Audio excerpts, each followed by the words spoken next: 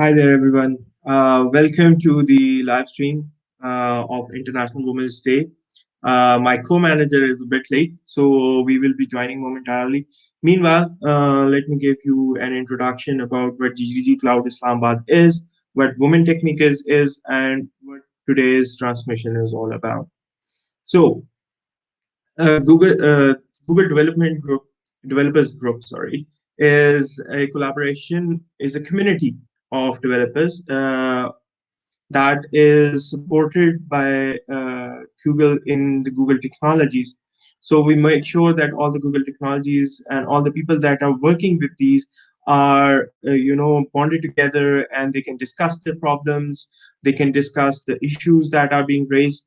So this is just a short intro. Google Cloud Islamabad is the Islamabad chapter of the Google Cloud community that actually discusses all the relevant information that is going on in the cloud sphere and how we can use the Google Cloud technologies to make sure that your personal and professional career are up to the par, and the organization that you are working in is able to use these Google technologies to further enhance and optimize their operations.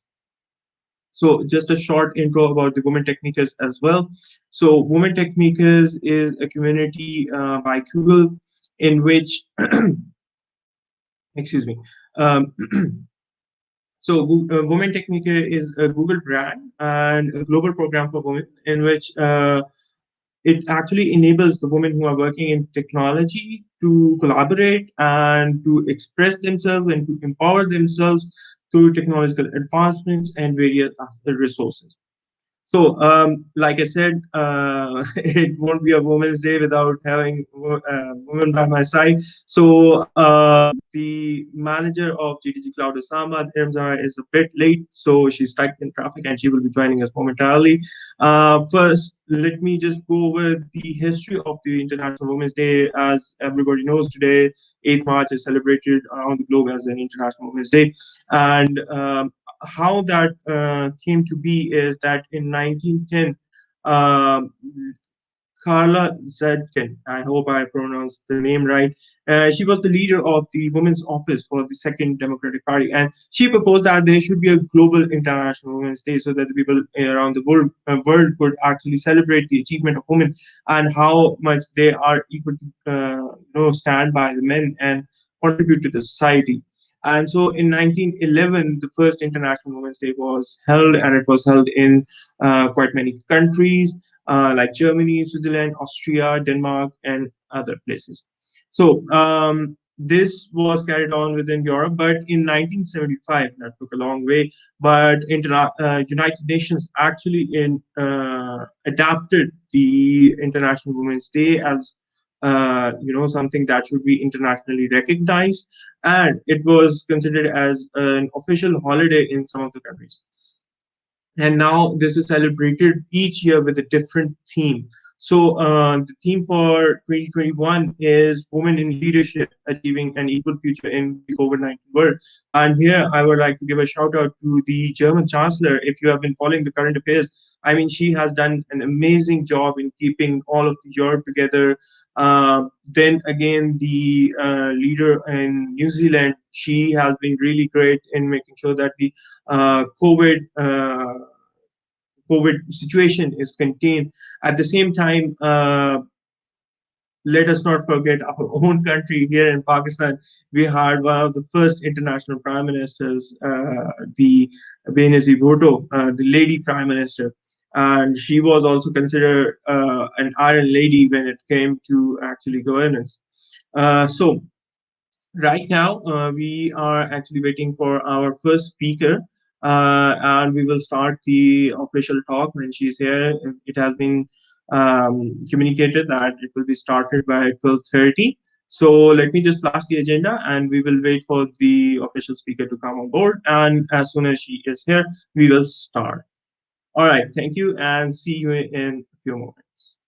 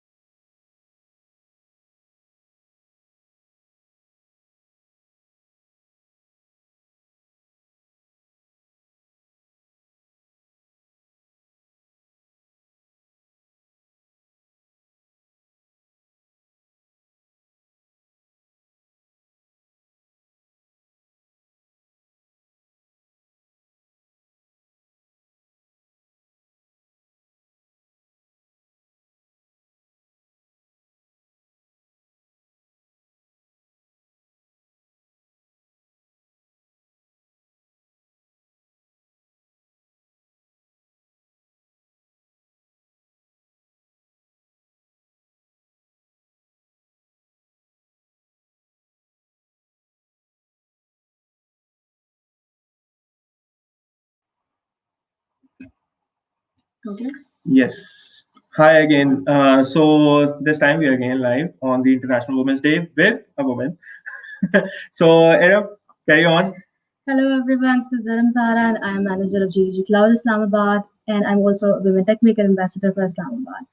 So without wasting any more time, I would like to introduce our next speaker who is Isa Naveed. Isa is a final year student at Minerva School at KGI, a disruptive university that has a revolutionary education model. Partly through her college, she has studied, lived, and traveled to multiple countries and has been braving up to her own solo adventures as a young Pakistani woman. She believes in improving women's mobility as means of improving their quality of life and strongly upholds that independent traveling for Pakistani women is an excellent tool for strengthening one's self-confidence in other areas.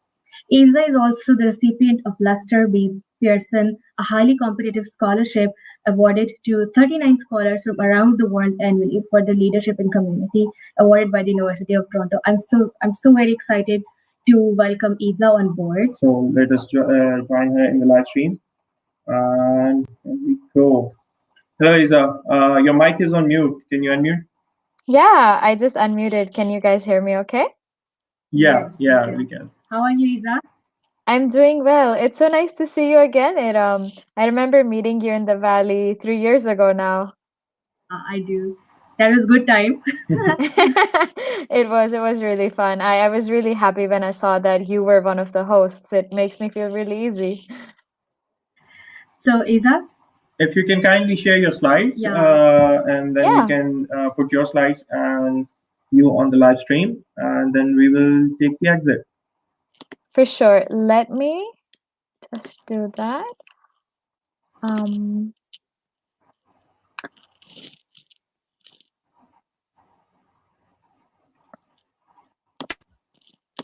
okay. I think you should be able to see my slides now. Yes, we are. Just a second. So yeah, it's zoomed in pretty much. I think we Yeah, need to zoom I up. hold on, let me do that. Okay.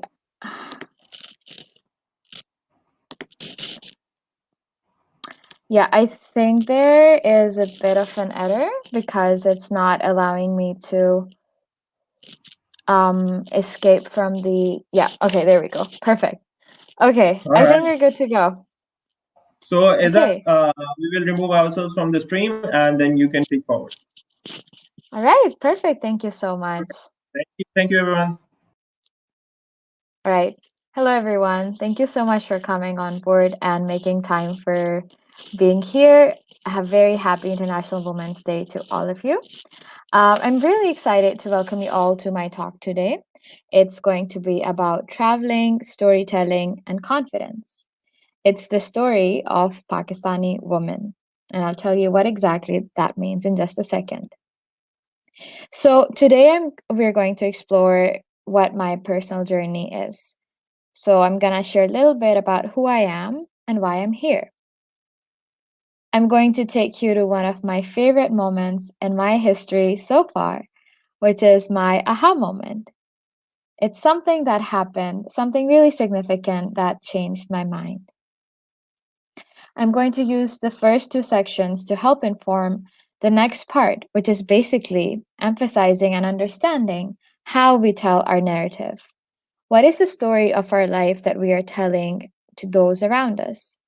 And what is the importance of being honest, yet being able to inspire someone to be their best selves in the process? And finally, at the end, I've prepared a very simple toolbox for you. So I'm going to share some of the tips and techniques for you to enhance your storytelling, for making sure the adventures that you've had or the experiences you've had, you're able to capture their spirit when you're talking to an audience. So let's go ahead. So, hi, I'm Eza.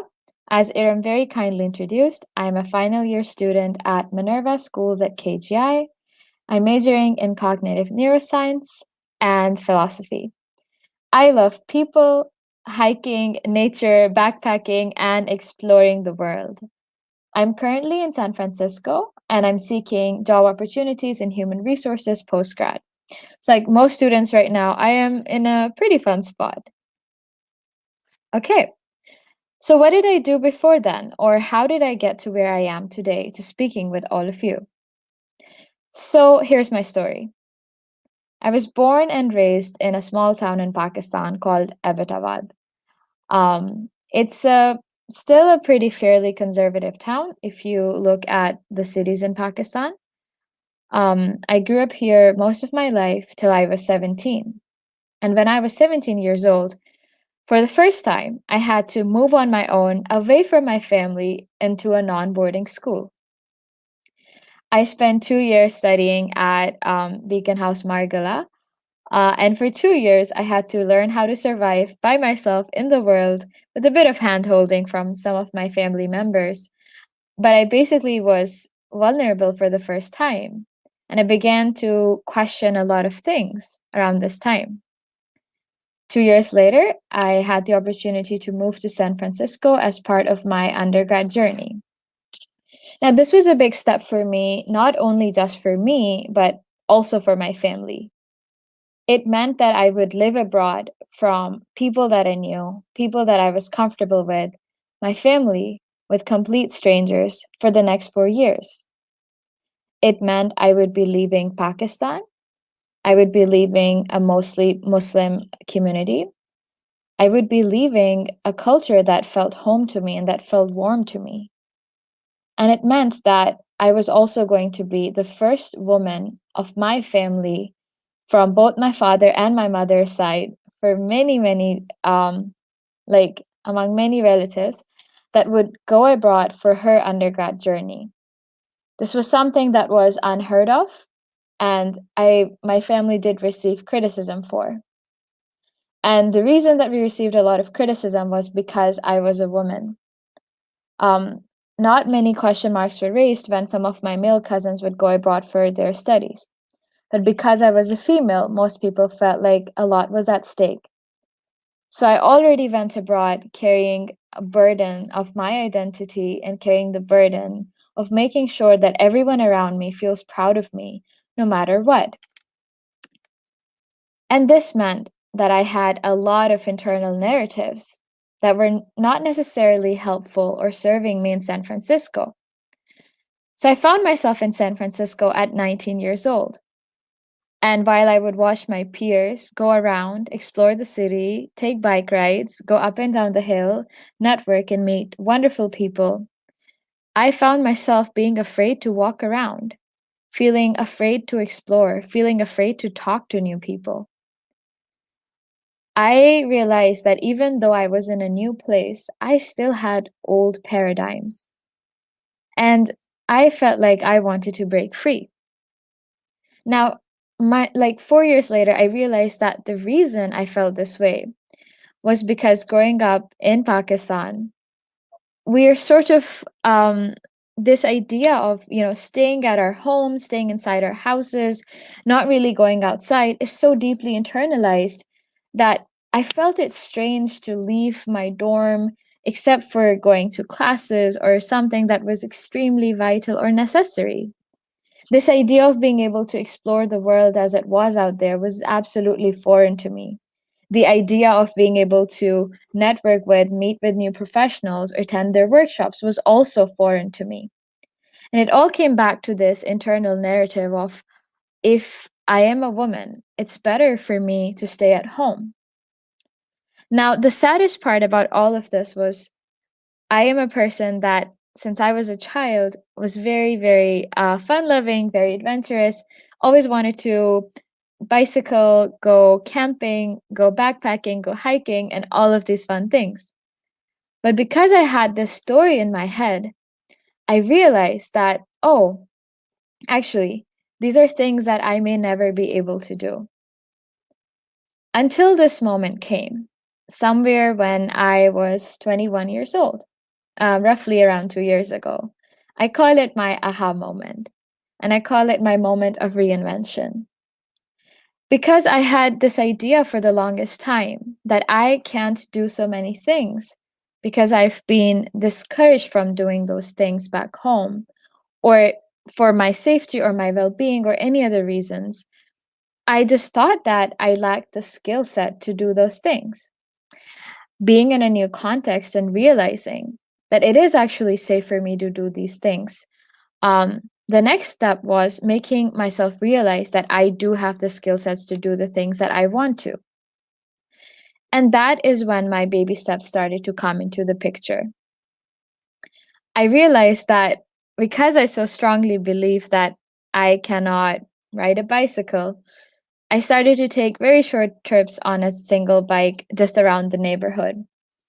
My favorite story is being able to go to the grocery store to buy eggs and bread for myself, because I thought that going grocery shopping was something that only a few women could do if they were very, very strong, or they were very brave or very bold. And from being able to go to the grocery store by myself in San Francisco, to realizing that I can actually pack a tent on my shoulders and walk the earth and be fine, I realized that there is so much that I can do if I just set my mind to it. And even though it's difficult to start off by doing all of the things I want to do, there are these tiny little steps I can take every single day to get to where I want to eventually. And so that made me realize the importance of the story that I'm telling myself. So the story that I was telling myself was one about being raised in fear, being raised in restrictions, being raised in a world where women are told that they cannot do anything. And when women talk about these issues, they're criticized, they're ostracized. The community withdraws their love or support from them. I realized that the story I wanted to tell myself was one where, yes, there were significant challenges and there were hurdles on the way. But what I want to remember a few years from now is not the challenges that were present, but how I decided to, or how I wanted to, or chose to overcome the things that were on my way. And so that made me revise what I tell about myself to people. So I realized this is something I want to share with all of you. Hi, I'm Iza. I was a terrified child who thought sports was not for her. When I was in sixth grade, I stopped playing everything, from volleyball to basketball to cricket to baseball, anything that I was involved in, I just stopped right there and then. Like many others, I internalized that I cannot live the life that I want because someone else will always dictate what the outcome or what my future will be. And I grew up believing, because of this, there are many things that I cannot do, from being unable to pursue certain careers to being able to do things that I really like doing, like hiking or climbing a tree. I realized that if there's someone that is going to change this, if there's someone that's going to flip the story and make it to one that actually moves others, it's going to be me. And the only way to be able to do that is to do very little things every now and then that do bring me joy, that do excite me, and that do challenge me in many ways.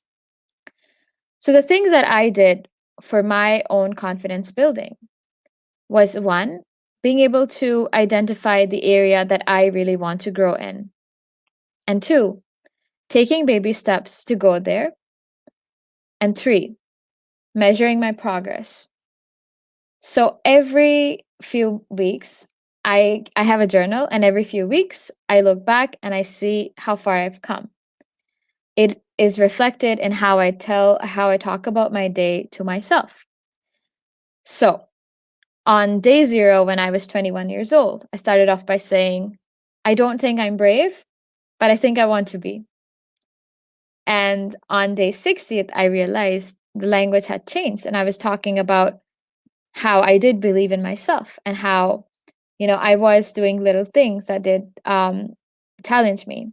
I think one of my favorite memories was being able to go up a hill on a bike, having just learned how to bike like 3 weeks prior, and being able to go down this hill at full speed with just green pastures all around and wildlife and not many humans, and realizing that I am free and my own 2 feet brought me here and allowed me to do this.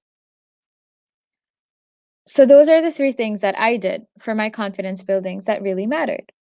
The first one was identifying the area that I want to grow in. For me, this was physical sport or physical activities. For someone else, this may be a skill that they want to learn, or maybe an area that they want to improve in, maybe professionally. B, being able to take baby steps. And C, being able to measure my progress or marking how far I've come and looking at the big picture rather than getting frustrated from the little things that did not go well in each day. So, this brings me to the idea that the way we tell our stories, it doesn't matter the detail. What matters is we realize that at the end of the day, we should be able to make ourselves realize that we are our heroes. We are not our victims. And so this brings me to our final slide, which is how we can basically develop this toolkit for confidence building and storytelling. Now, in addition to the 3 tips I shared for confidence building, I want to share the 3 tips for storytelling. Now, when I was telling you my story, there were 3 things that I kept in mind. Even though, granted, that the way my story went may have been a bit bizarre. The first thing is, how should someone feel when they hear your story? So this means thinking about the words you're going to use, thinking about the emotions you're conveying, and thinking about the mood you're setting. When I was preparing for this talk, the emotions I wanted you all to feel were first, well, it's not an emotion, but it's a feeling, it's connection. Making sure that you're able to relate to what I am saying by being able to share my background. Another thing I wanted you to feel was hope, or was persistence. Realizing that if you keep going on at something, there's a very high chance that you'll be able to get it. And 3, it was a sense of joy. The joy that comes from being able to overcome things that have been incredibly challenging. Being in tune with what the emotions of your audience might be at the time, or being able to understand what emotions you want to convey to your audience can be even more important than the content you're conveying. Second, which is really important, is what you're telling yourself, which relates to, are you the hero or the victim of your story? Now, often what I've realized is that when we are sharing our story, we tend to emphasize a lot on our challenges. But what we leave out of this is how we manage to navigate those. So when you tell people about what you've done, no matter what it is, yes, talk about what your challenges were. Talk about how difficult it was. You can talk for hours or you can talk for a few seconds. But what's really important is understanding or sharing how you navigated those, how you became a better person, or how you became who you are because of those. And the third thing that's incredibly important, and that I use as a metric for telling or for evaluating everything else, is how do you feel? So, yes, you've heard this story, you've told this story to yourself and to other people lots of time. When you hear your story, does it inspire pity or courage? Does it make you feel bad for yourself? Or does it make you feel proud of yourself? Does it make you feel truthful? Or do you feel like there may be some, pieces of it that you're boasting? Pay attention to the feeling that arises after you tell your story or your presentation or a conversation to someone you've just met. It's very indicative of whether your story is one that's truthful, that's reflective of you, and that genuinely represents where you stand, or whether it's a story that may be mostly true, but can be tweaked a little bit to really represent who you are and what you value.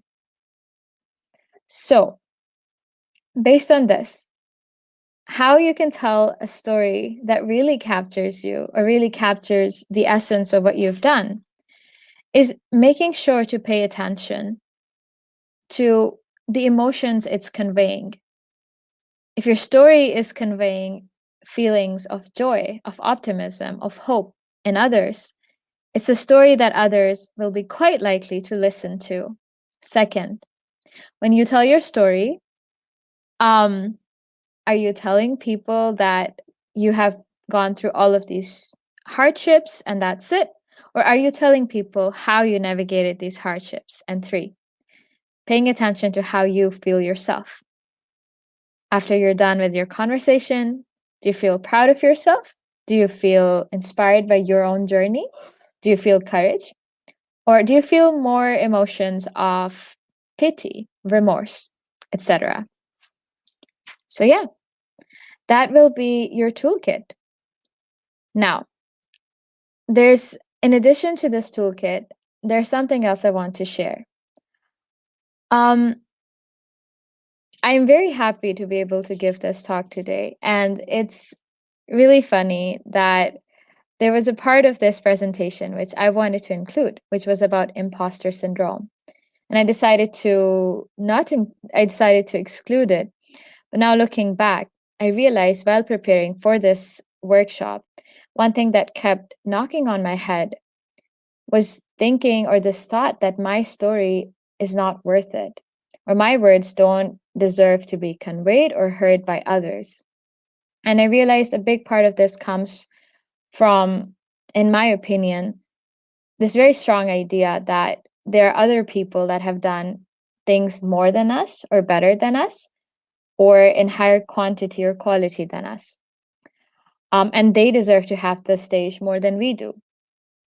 One thing I realized is that this was something that obstructed me from being able to share my story with the world for far too long and for too many years. And something I want to make all of you realize, no matter where you are in your journey, whether you're a techie or a non-techie, is that it doesn't matter where you are in your journey. And it doesn't matter whether you're in the beginning of your story, the middle, or the end. What really matters is that the story you're telling is truly yours. And that the story you're telling carries meaning, value for you. It may be possibly be a venue for helping others.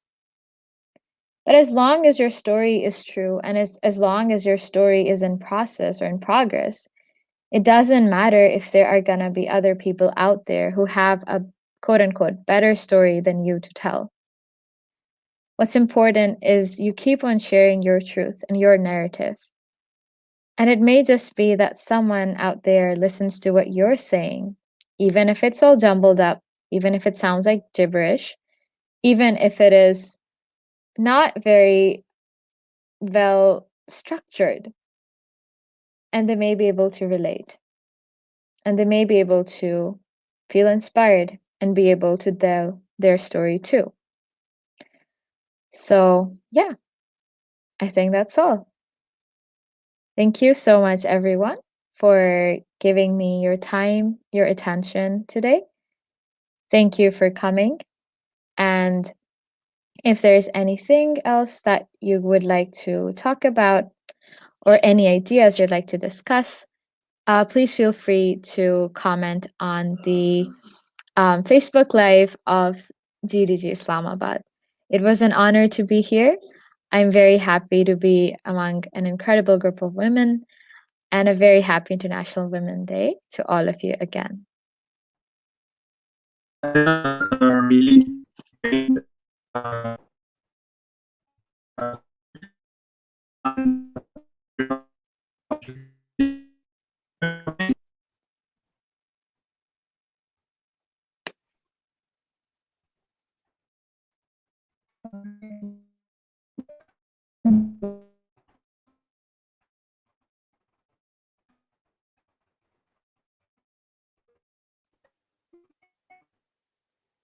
Hi, can you hear me now? Yeah, I can hear you now. Your voice is a little soft. Yeah, we had some problem with the live stream. Okay, Okay. so that was a really exciting, journey as well as how you actually managed that journey. I'm really impressed by the fact that the thing that you highlighted that you should take small steps and each and every step you should keep your journal and your sort of a checklist kind of a thing that yes how you actually did that and day by day small steps no need to hurry but each and every step should take you towards the final goal that was really a great message that you can give to everybody and secondly how in the end even after like an effort of 5 years the thing is when you share your story or when you talk about yourself how or what kind of image that you want to give to the other person who's listening to your story. Is it going to be of a victim or is it going to be somebody who has, seen a lot of things and then triumphed over it? So that was really great. So we had 2 3 comments on the live stream as well. They are praising you for your efforts and how you actually obtained them. Thank you so much. I am so happy to see the comments, and I'm very, very happy that you guys enjoyed the talk as well. Just to flag one thing, I think there's still some lag in the connection on your part. But I think it's clearer now, so I could hear you Yeah. towards the end. So we have been having some telco issues. We have been switching up till connections again and again. So I It think the sort of lagging in between. I hope the voice is going through. No worries at all. I think it's still so commendable that you're doing this and handling so much like on the tech side. But thank you so much for having me. It was such a pleasure. Just one last thing that I would like you to do is that if you can communicate that, how can people get in touch with you, especially the ones who want to travel Yeah, and sure. Yeah, so what I'll do is I can leave my email. So it's yes. EIZANAVEED. So it's EIZA Naveed at gmail.com. People can feel free to email me. I also have a LinkedIn. It's with my name, EZZA Izanavid, and they can reach out to me there and then. And if they just let me know that saw me at GDG Cloud Islamabad, I'd be very happy to talk to them. Yeah, so it's my email and my LinkedIn. Okay. Okay. Thank you very much, Azra. Thank you very much for that discussion. All right, thank you so much, everyone. So that was a really great session with Isra, and I think our stream is back online. Yeah. So we have been facing some communication issues. Now, next in line is Mosma. Mosma is with us on the stage, and if you would like to do the honors of introduction, मैं add करूँगी. you are already at it. Yeah. Okay, so can you hear me? Yeah. So let me introduce our next speaker, Mozma Zahid. She is Principal Engineering Manager in Azure Global. For over 14 years, she has been a data engineer and speaker on big data, cloud computing, and AI technologies. She is also a researcher in biomedical engineering. Her EKG software is used in machines all around the world. She's an advocate of diversity, equity, and inclusion. She serves on the Microsoft Women in Azure (WIA) Council and Women and Allies in Azure Global, who is WAAG Council. Uh, she is also lead for Anita B Organization, Seattle Community, and president of non-profit Pakistani Women in Computing (PWIC). This is the community I actually love. Like it's a great platform. If you haven't joined PWIC, Vitak, you should definitely do that right away. So, can we add Mazima? Yeah. So hello, Mosma. Hi, Iram. Hi, everyone. Can Hello. you hear me? Yeah, yeah,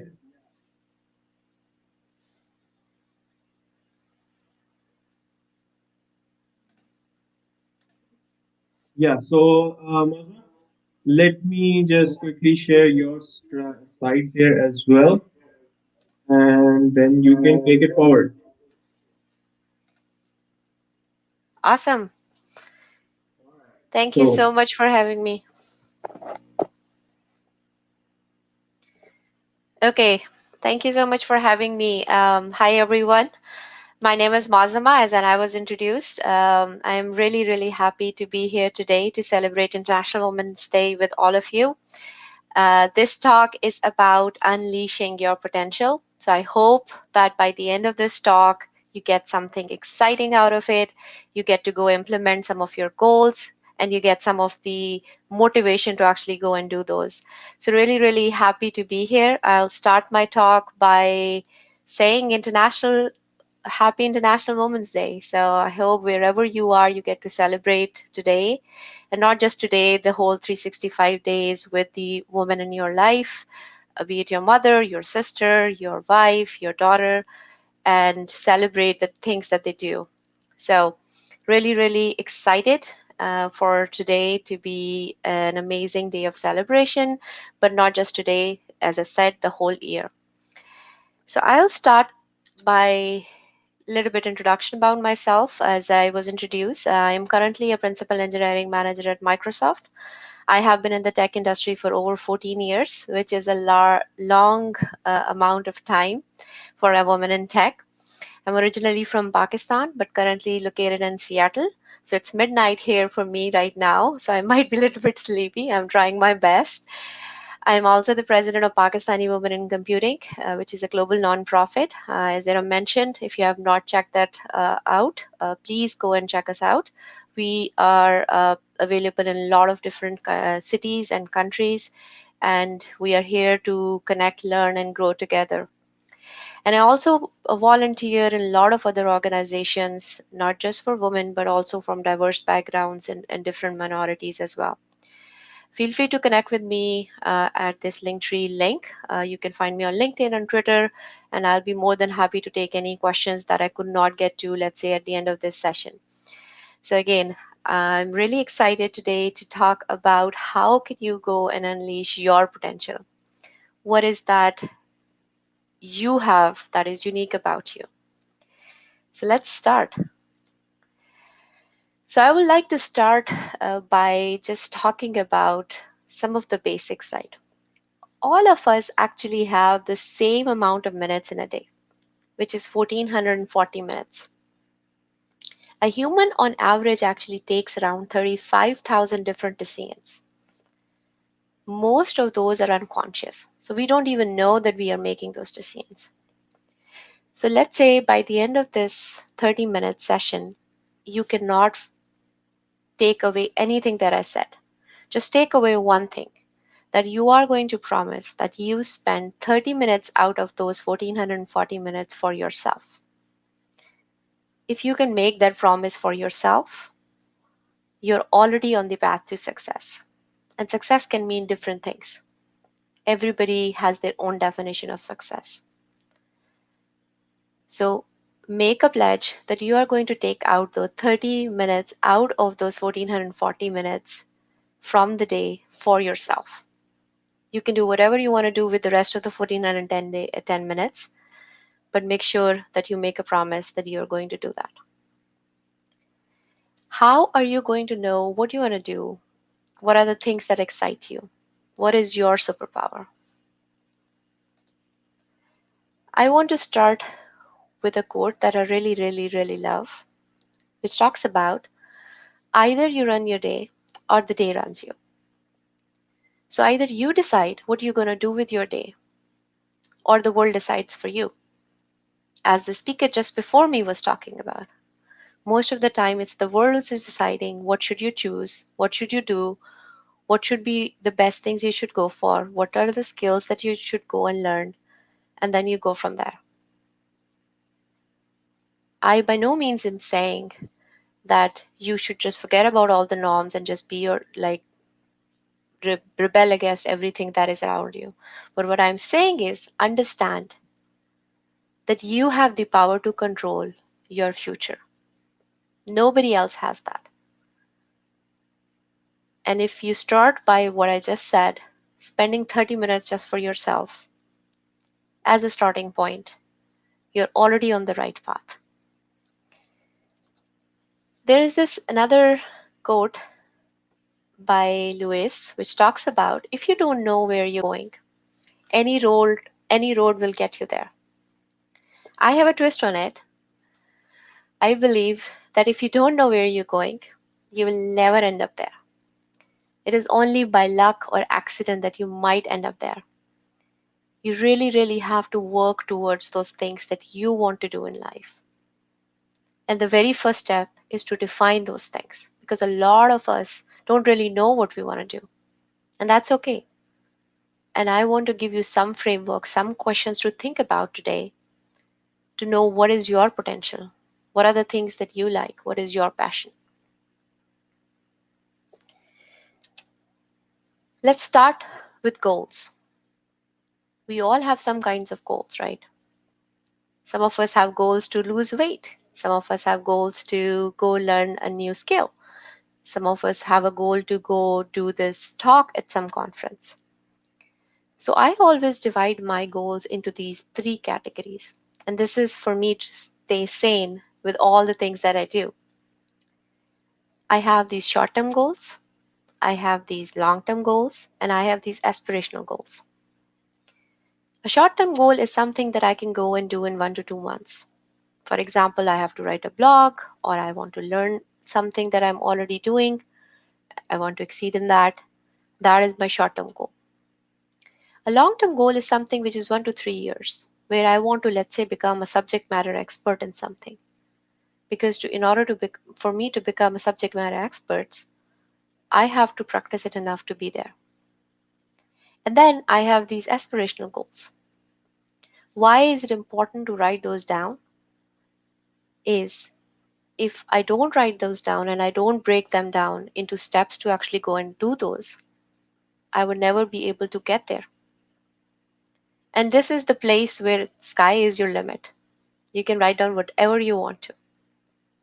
And I'm going to talk about how you can make it into actionable steps to really go and do that.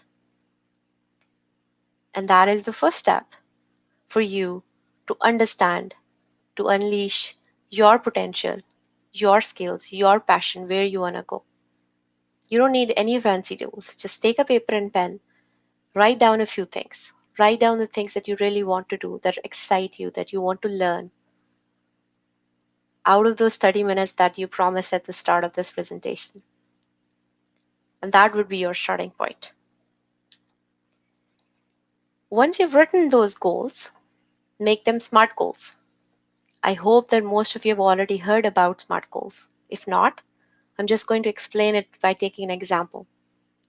For example, I have a SMART goal, or I have a goal to learn Python. For me to write it down that I want to learn Python is not enough. Why? Because I don't know when I need to learn it. What will I do to actually get to the point and know that I've actually learned it? And is it even relevant to me or not? So I'll break down this goal into a SMART goal for you. I'll start by being specific, which means that I'm going to say, I am going to learn Python version XYZ in order to do data science. And this is more specific because by saying that, I exactly know what I'm going to go and do.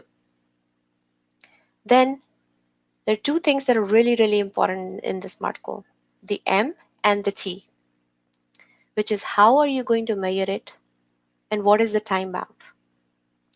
So by me saying that I want to go and learn Python, how would I know that I really have learned Python? So what I'm going to do is I'm going to say that I'm going to go do either a hackathon or take a challenge at HackerRank or LeetCode, some of these websites where you can do different coding challenges. I'm going to do that and start with the easy, medium, and then hard challenges and see where I land up. And that would be a great way for me to measure that if I've really learned something or not. The other two things that you have to do for that goal is it attainable and is it relevant? Because a lot of times, especially the goals in your aspirational category, if they're not attainable, if the surroundings around you don't really support those, you will never be able to get to those. So it's really important time to time to check into your goals and see if they're really relevant to you. Because in a couple of months, the goal that you started off with might not be relevant with you anymore because let's say your goals, your team has changed, your priorities have changed, or something else have changed. And as I said, the last but not the least, one of the most important thing is to say how much time do you need to do that? And that actually is related to my previous slide where I talked about the short term, long term, and aspirational goals. So I'm going to say and revise my goal, which I said I want to learn Python, and make it a SMART goal by saying, I want to learn Python version XYZ in next 3 months. I'm going to code every single day for 20 minutes. And at the end of it, I want to do a project and I want to compete in some kind of competition. If I write my goal this way, I really, really know what I want to do. Again, most of our goals and aspirations fail when we don't really plan and work towards them because we write our goals so vague that we really don't know what we want to do about those.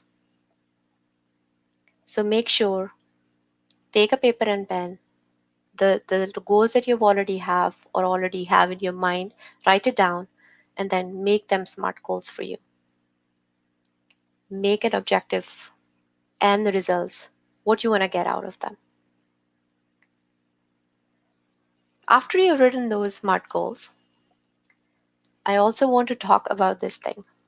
So, this is one of my favorite books. If you have not read this book, definitely check it out, or at least try to find out a summary of this book online. There are a lot of great summaries of this book available. And one of my favorite quotes in this is, ideas are easy, execution is everything. Why it is important is your goals without actions are just wishes. So let's say you now have written down an amazing, amazing goal that you want to go and do for yourself or for whatever your professional and personal goals, whatever that goal is. But if you don't take action on it, you don't work towards it, you're not going to get to it. Take an example of an Olympian. We all want to become a gold medalist and be an Olympian, but we don't want to train like an Olympian who wakes up every single day early in the morning and runs and runs and runs. That is the only way that you can go and achieve that shiny gold medal or whatever that end goal is for you. It starts by taking the actions towards it. I cannot emphasize enough on it. I talk to a lot of my mentees where they have these amazing goals, where they want to go and do a lot of amazing things, but they don't show up for their goals. They don't work towards their goals. There are no shortcuts in life.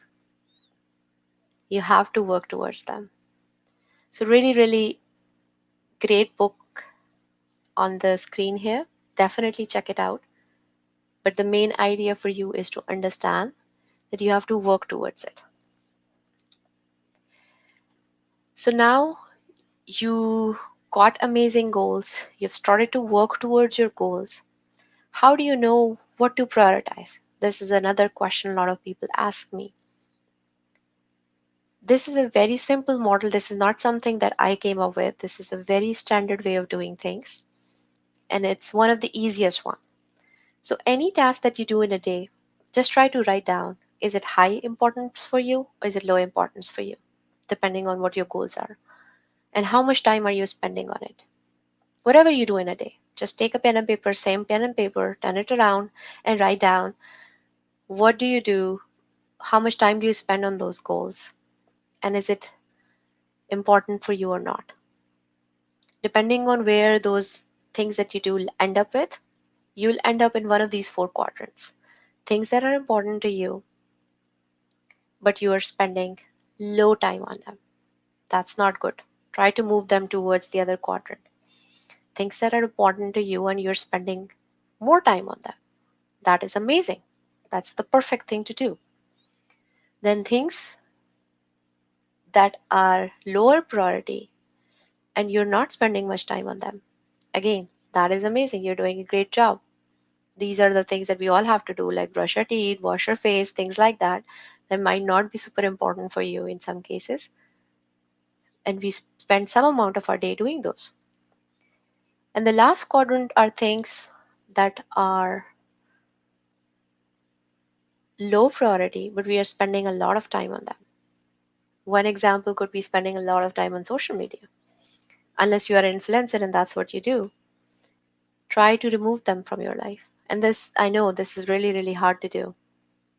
But if you make your mind and identify those things and be cautious about those things, you can make a framework in your mindset that whenever that comes up, whenever that urge comes up to go and just swipe across social media, whatever that thing is, you can let the phone down and focus on your goals, focus on something that is more important to you that you should spend more time on. So, this is a simple framework that I wanted to share with you. So, now that you have got some goals, you have made them smart goals, and now you know that you have to do some actions to actually go and achieve them. Now, think about how do you prioritize different things in a day, and every single day work towards those things. And this framework, whatever I'm talking about, it applies to your work, it applies to your personal life, it applies everywhere. Because we as humans actually cannot just segregate everything. Our work and home and life and everything is together. Especially in the last 1 year, we've seen that way more than what we usually see. So, priorities is really important. This is another great book that, if you have not read, this is a classic book. You should definitely check it out. It talks about the 7 habits of effective people. I'm not going to go into details of all of these habits, but there is this amazing YouTube video. If you don't get a hold of this book, definitely go check out this summary, which talks about which are the 7 habits of effective people and how they go and achieve these amazing things. Again, going back to my first slide, we all have the same amount of time in the day. Why certain people are able to be more effective in whatever they do versus others? Because they actually follow certain frameworks. They actually work towards their goals. They actually have a plan of how you actually go by it. And this book is an amazing book for you to read. So, what is your superpower? I'm going to summarize everything that I talked about so far. So, it's your skills, the skills that you're born with, the skills that you learn over time, and the skills that you aspire to actually eventually get to. Not just your skills, the combination of skills with your passion. Passion is the category of all the things that involves your goals and things that you want to go and achieve. Because if you're trying to do something which you don't have any heart in, trust me, after a couple of months or years, you will not do it. So you'll forget about it. So passion in those things that are important to you is really important. And finally, your actions. A lot of people do amazing things in the first two categories, where they have skills and where they have passion and they want to go and do these things, but they don't show up for those things. They don't work hard. They don't spend that 30 minutes that I talk about every single day towards those. Again, I understand life happens, there are ups and downs, but you have to prioritize yourself because nobody else is going to come in and do that for you. How do you find your superpower? These are 7 questions that you can ask yourself. What comes naturally to you? What makes time disappear to you? What are the things that you're doing and you don't even look at the time and you're like, what just happened? What makes you unique? What fills you with passion? What do your friends actually come to you for advice? That is a great, great way of knowing what you're good at. That is your superpower. Some of the other things that you can reflect on: what did you love to do when you were a child? Children are the purest form of human beings. They do what they do best. And what would you do if money didn't matter? These are just some questions. If you write down some of the answers to this question, you will start to see a pattern. So I would love for all of you to actually take a paper and pen. After writing your goals and actions and priorities that I already talk about, think about what is unique about you. What is your superpower? What is your potential? Are you the caring person? Are you the welcoming person? Are you the person who's very patient? Are you the person who's very attentive?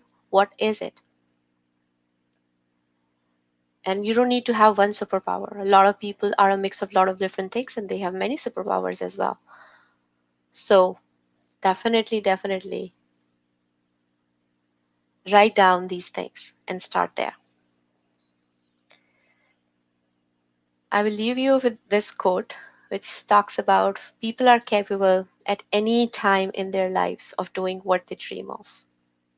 Again, dreams without actions are mere wishes. You have to work towards them. You have to train like an Olympian to win that gold medal that you want to go and achieve for yourself. I'm just going to summarize everything that I talk about so you can take away some of these things. Number one, understand yourself. Answer those 7 questions that I asked, or a few more maybe, to understand what is your superpower, what is your hidden talents, how you are unique. Write down your goals. Write down your not just goals, but your SMART goals. Because goals without being measurable, time bound, specific, relevant, and attainable, they're not going to be something that you will be eventually able to do. You might start great, but you lose hope very soon. Second thing is prioritize, and eliminate goals. Because every single time as you actually take on more ownership, there are more things that will get added to your plate. So I have this one single rule in my life that if I'm taking up something new, I have to take out something that I already have. Because there is no way I can stretch beyond those 1440 minutes that I've got in one day, right? Number three, align your surroundings, align the people around you, find the right support system, communities like GDG Cloud Islamabad, like a lot of these communities, your student communities, or if you're in a professional community or Pakistani women community, wherever you find your niche, find the right guidance around you, find the right surroundings around you. If you don't have it at home, find it outside of home. Because again, if you don't have the right surroundings, you will lose the interest towards your goals. You need the right accountability around you to be that person who reminds you, are you doing this? Are you up to this? Are you going to keep doing this or not? As I already mentioned, number four, prioritize. It's really important. And last but not least, focus on the long term sustainability. If you look around you, or if you even look at yourself, sometimes when you have a goal, the first 2 weeks or 3 weeks, you're really awesome towards that. But eventually you lose interest. Why is that? Is because you do not put those effort that is needed every single day towards it. So you don't have to go like full on in the first 2 days and work like an hour or 2 hours for those goals. You can easily start with, one second, I think something happened to my screen. Okay, I hope you can still see it. So, so you have to think about the long-term sustainability, not just the first 2 weeks. What are you going to do in 6 months? If let's say your goal is a 6 months goal, you have to think about how you can consistently work towards it to actually go and achieve that and show up for your potential, show up for your goals. And by doing these 5 steps, you can really unleash your potential. You can really unleash what's next for you. You can really go and do what's next in your goals, dreams, whatever that is for you, be it your personal, professional life, or whatever. So I wish you all the best. Thank you so much for listening to me today. This is my LinkedIn, Twitter, and Medium accounts. Feel free to connect with me. If you have any questions, I will be more than happy to answer. And thank you so much, GDG Cloud Islamabad, for inviting me here. And happy International Women's Day. Thank you.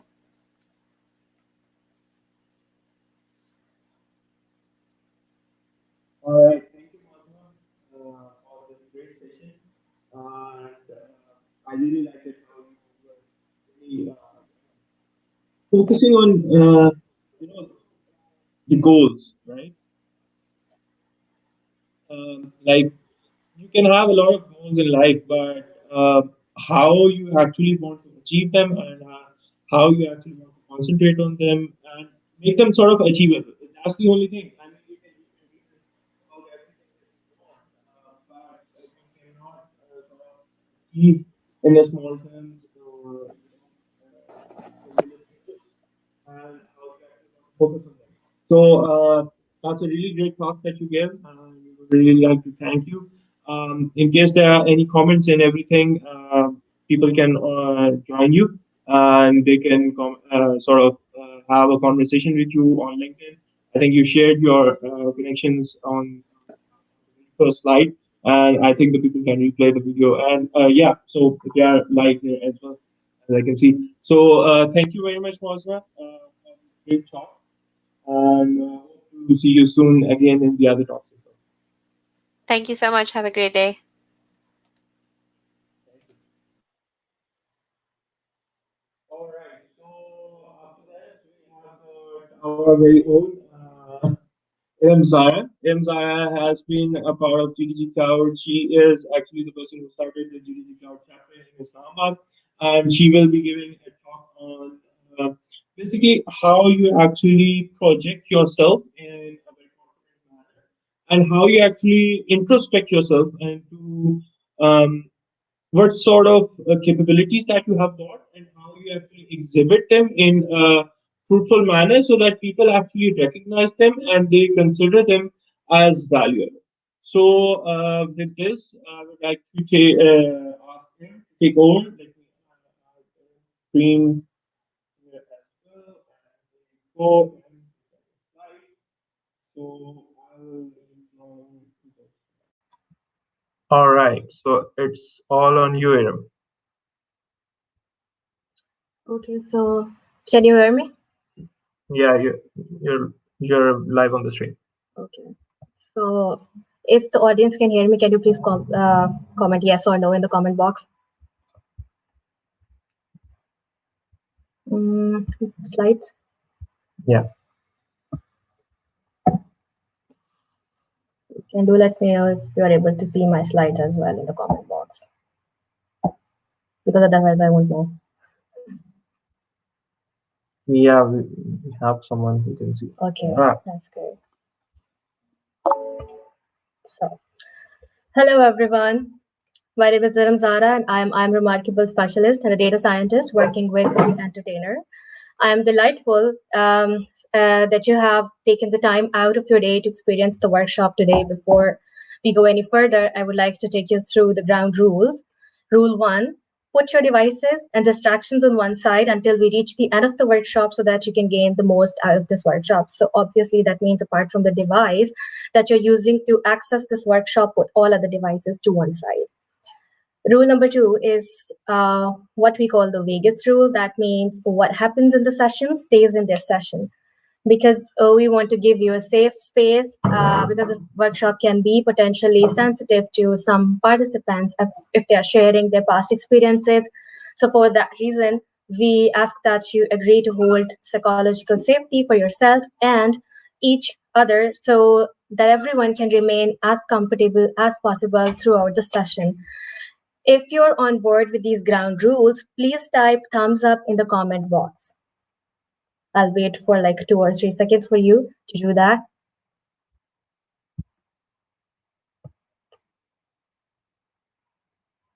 Okay. So we will start this workshop from some introductions, and that's how we will find out a little bit about each other. And then I'll take you through the concepts behind the I'm Remarkable workshop, where we came from, where are we now, and where we are looking to go in the future. And then we will look into some research to understand why we feel this initiative is so important.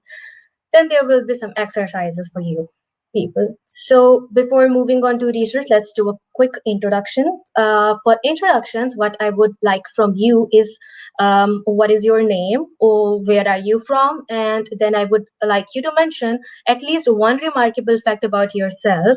So in this context, remarkable means surprising or unusual, something that other people wouldn't necessarily expect from you. I will start with my example. I'm Param Zarin. I'm from Bhakkar, but I live in Islamabad. And my remarkable fact is that I started giving home tuitions when I was in my third semester. And from there, I paid all my university expenses, fees on my own. From that day, I have never used my parents' money for anything. Now it is your turn. You have 2 minutes. Please use the comment box to introduce yourself. I will wait for you people for 2 minutes to introduce yourself. Please do that.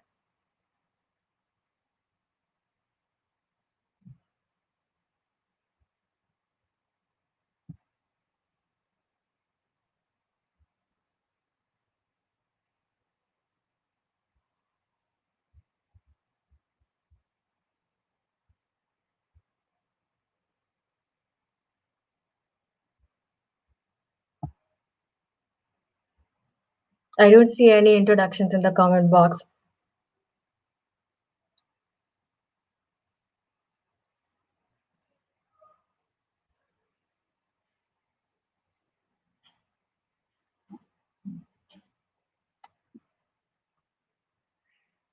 I can't move forward without the introductions.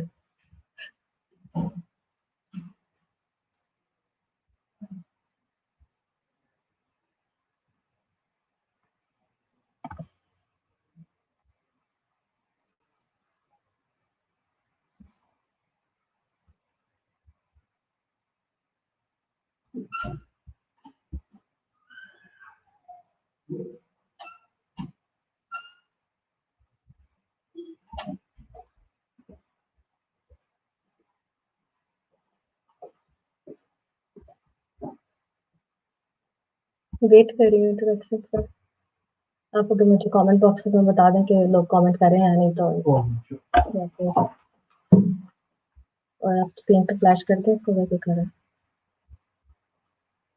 Thank you, Ayman, for letting us know a little bit about you.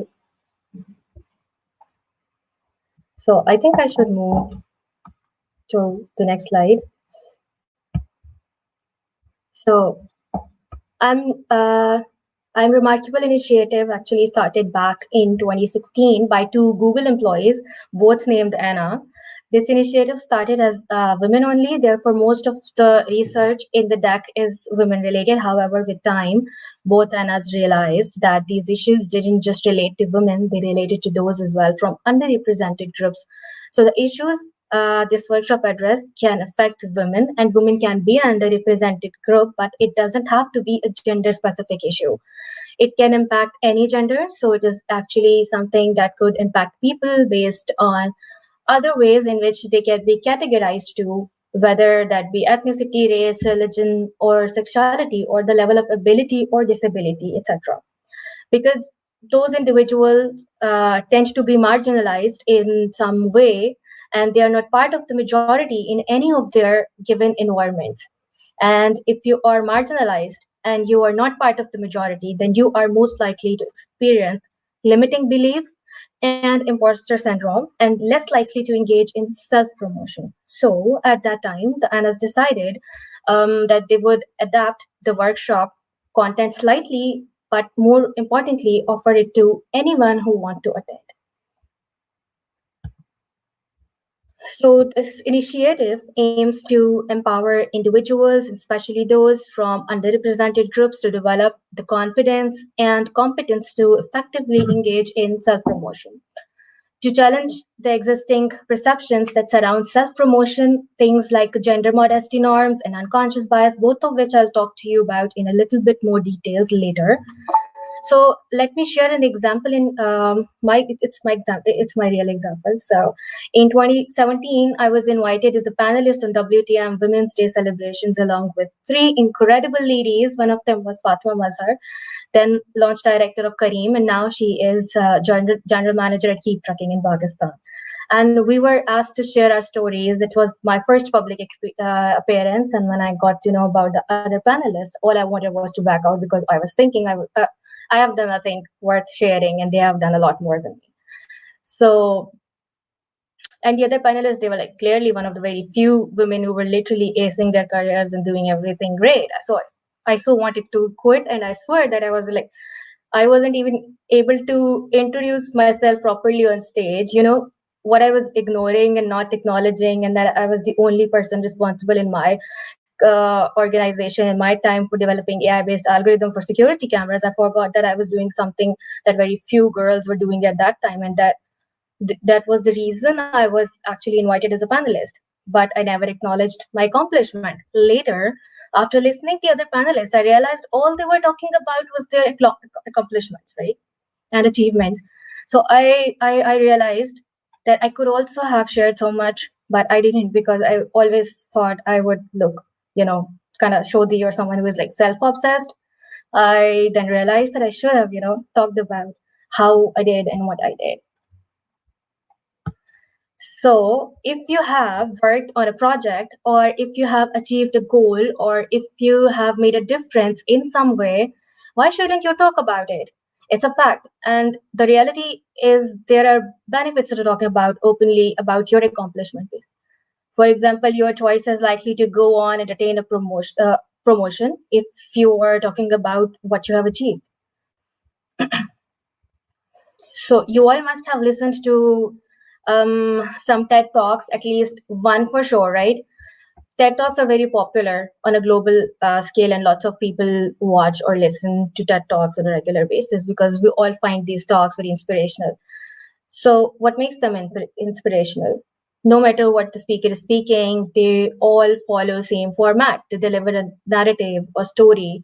Um, uh, and the story is actually being used to convey a message. And if you dig a little deeper, inherent within that story, speaker is almost always sharing an accomplishment. Either they have written a book or climbed a mountain, or they have overcome some sort of obstacle or difficulty in their lives, and that's what makes them inspirational. So remember that it's no different when you share your accomplishment. So if there is nothing else that you take away from this workshop, I hope that you at least take away that it's not bragging if it is based on facts. It is also worth remembering that we cannot assume what others do or do not know about us, because accomplishments do not speak for themselves. Self-promotion is a skill set, and like any other important skill set, if you don't have it, you need to actively work on building it so that you can get to what you want to be. So we now live in a global society. Our organizations are becoming global organizations, right? It means that we are competing on a global scale in terms of our jobs. Whilst there are many of us who don't naturally self-promote, the reality is there are also plenty who do. And I am sure you all can think of at least one person who has no problem talking about his or her accomplishments. So those of us who don't naturally have this skill set and don't actively work on building it to level the playing field, there is very real risk that they will fall behind. And that's why on individual level, I personally feel that this is such an important initiative. So let me go through a little modesty norms and what is backlash effect. Academics use the term feminine modesty effect to refer to social norms that basically dictate women should behave in a certain way. And when they violate these norms, women face what academics refer to as a backlash effect. To avoid the backlash effect, women stop engaging in the counter stereotypical behaviors. In other words, they stop self-promoting. And while modesty norms can prevent individuals from talking about their accomplishment, there are other reasons why people might not feel comfortable self-promoting. Like cultural barriers, for example, can play a big part. Then there is imposter syndrome. Culture and gender modesty norms can deter people from self-promoting, even if they are themselves aware of their achievements and have no issues with self-esteem. Imposter syndrome has an even more pernicious effect. It prevents people from seeing their remarkable attributes and makes them think nothing they do is good enough. So unlike gender modesty norms, imposter syndrome can affect literally anyone, can even people who by all standards are incredibly successful and accomplished. So race and gender stereotypes impact our perception about person's competence and their ability. So stereotypical threat kya hai? We have seen how modesty norms can prevent women from speaking out about their accomplishments. We have seen how imposter syndrome um, which can affect like anyone regardless of their gender, stops people from understanding how remarkable the accomplishment are. Stereotypical threat is a situation where someone is worried about conforming to a negative stereotype about their social group, right? And it is even more harmful because research suggests that it can actually affect our performance. So just as with imposter syndrome, it is not only women who are affected by stereotype threat, it could be anyone. So what is unconscious bias? Actually, I would like to skip this part of my workshop because we have really great speaker who is going to discuss this topic in like great detail, and we have invited the speaker from India, and I think it's our last session.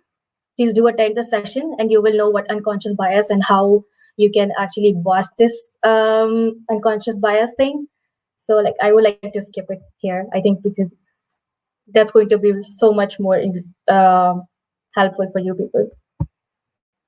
So now I would like you people to do this simple exercise.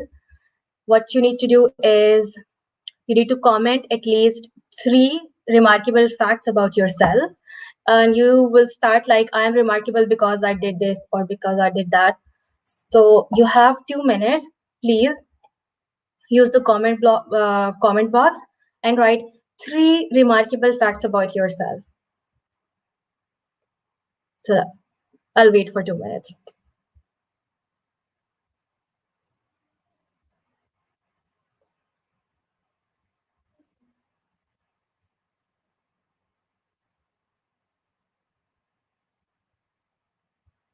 Can you please let me know in any comments in the comment box? थोड़ा सा lag आता है उसके बाद. Yeah.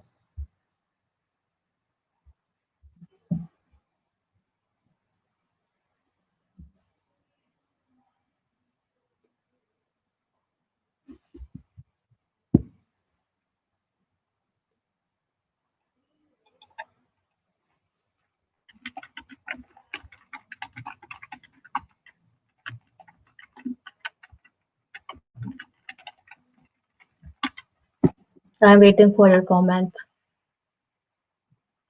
Like if you're writing remarkable facts about yourself without thinking much, it means that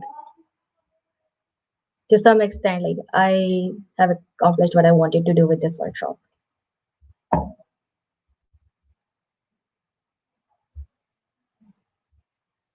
You can write anything you think that is remarkable about yourself. It could be anything. It has nothing to do with your job, or it has nothing to do with your grades. It could be anything.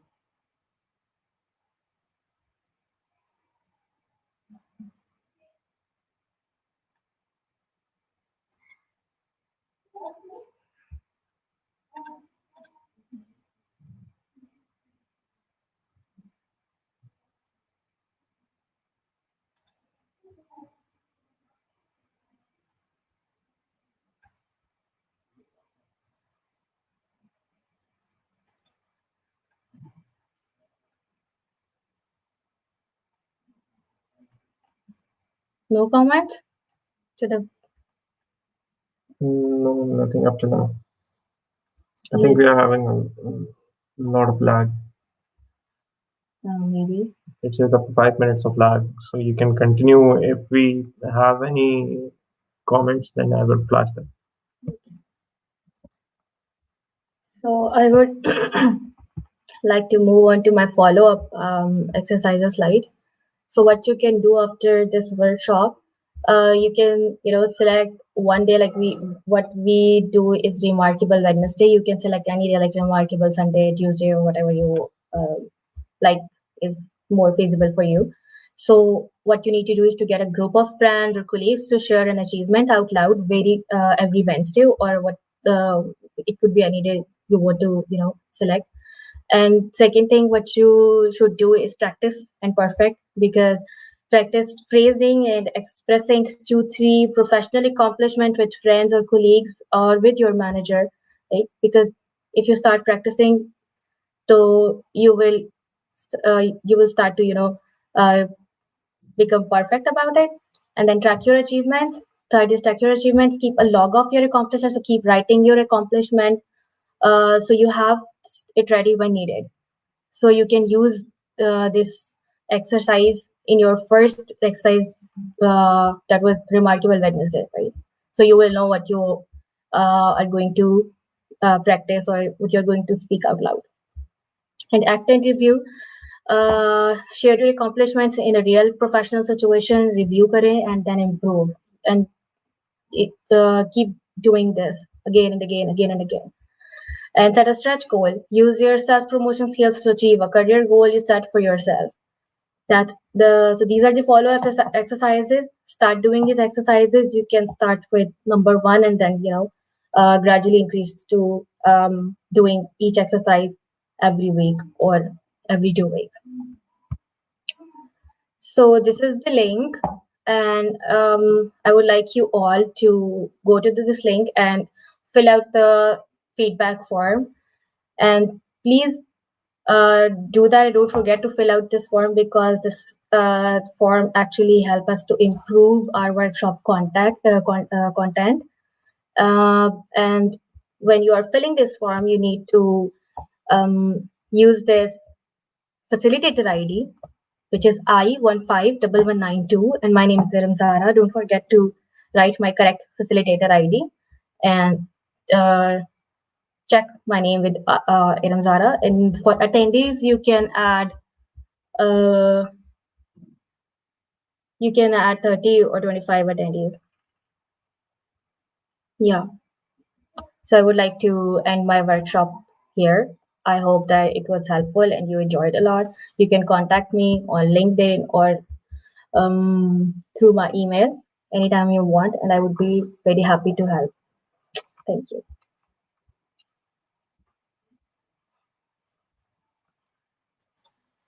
All right. That was a really great workshop. And yeah, we would like to just take a 5-minute break, and then it will be my workshop on LinkedIn. So thank you very much, Aram, again.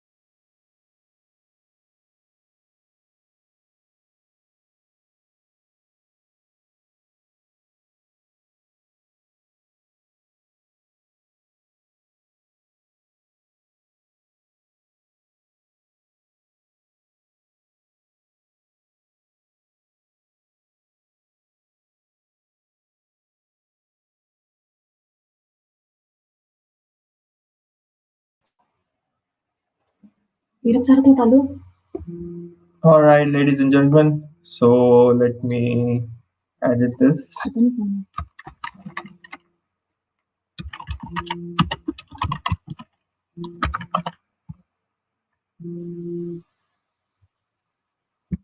All right. So welcome to my workshop, Better LinkedIn, Better Career. So just a very short intro of mine. I started my career even before graduating. I have been developing different kind of products, be it in digital signage, augmented reality, then smart home.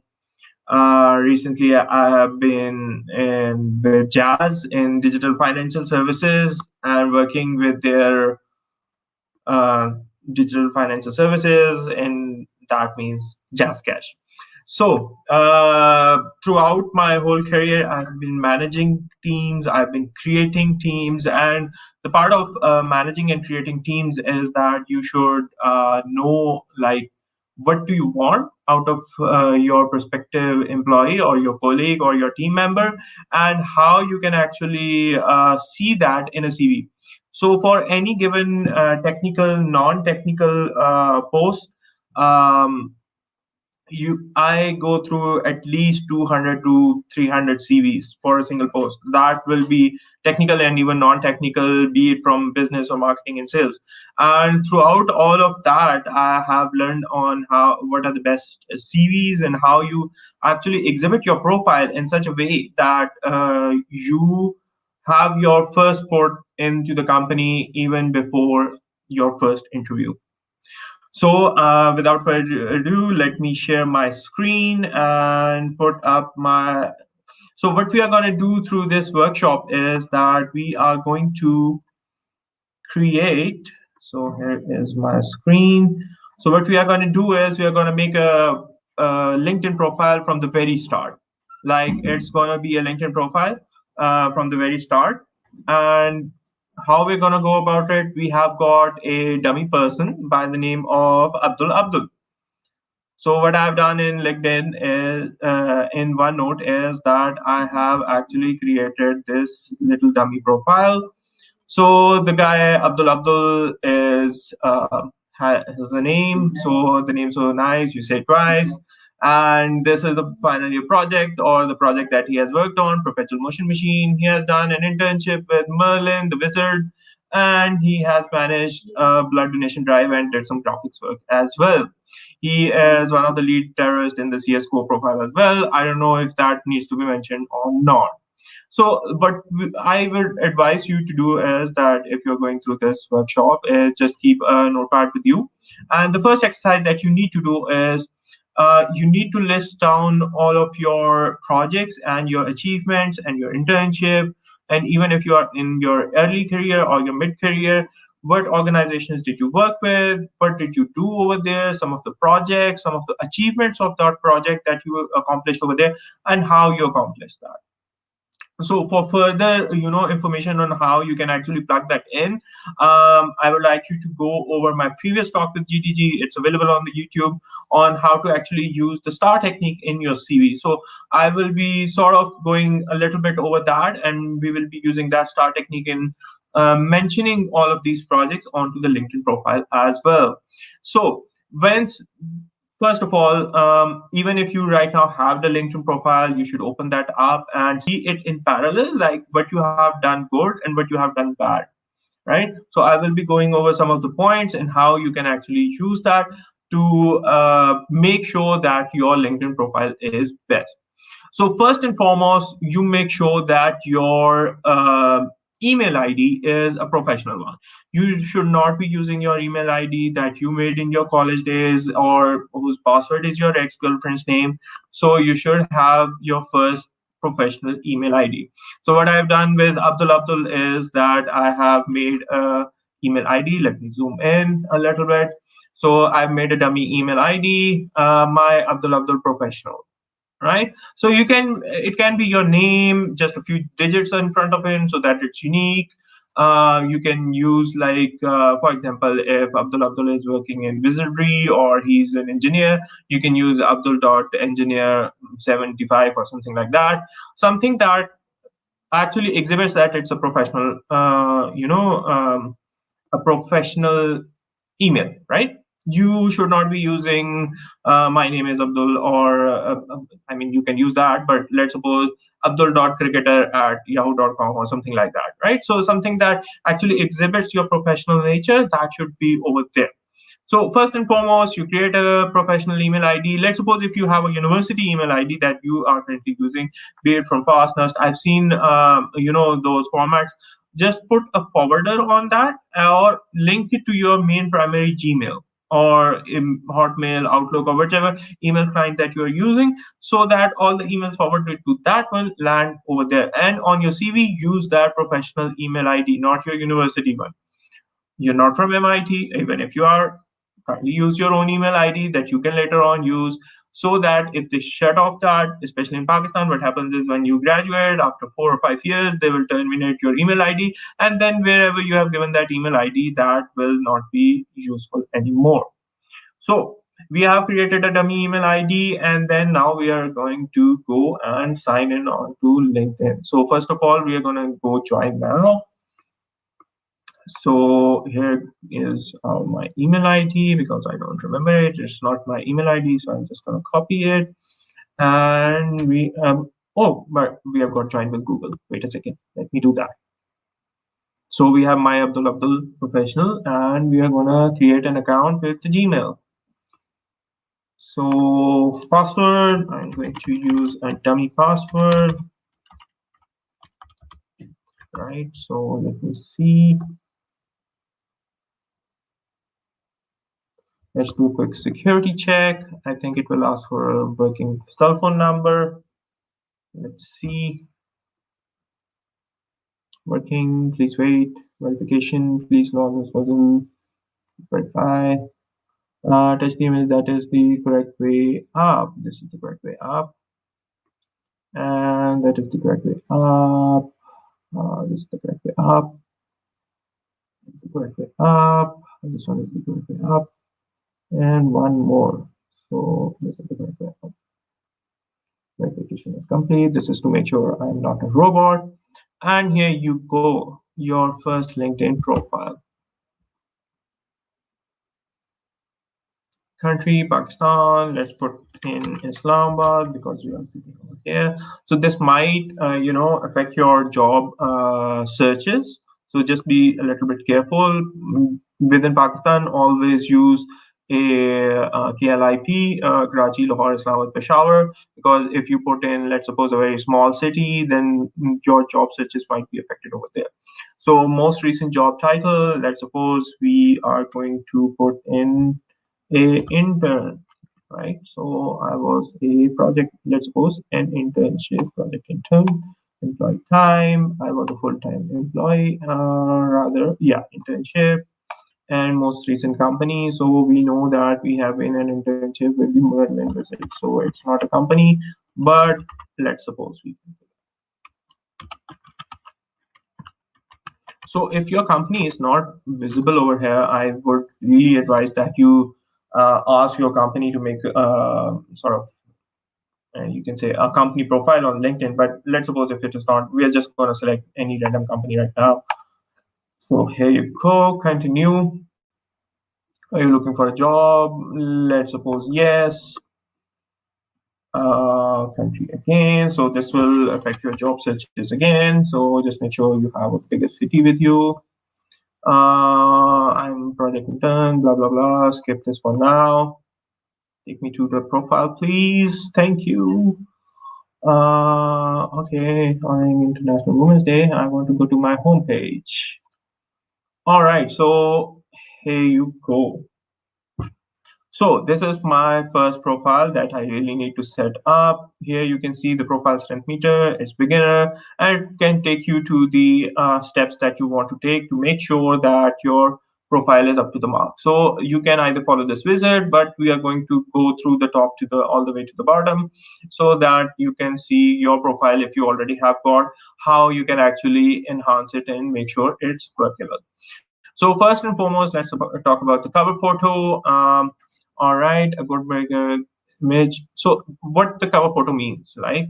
So let me search up my profile. There you go. Let me see. There you go. Here's my profile.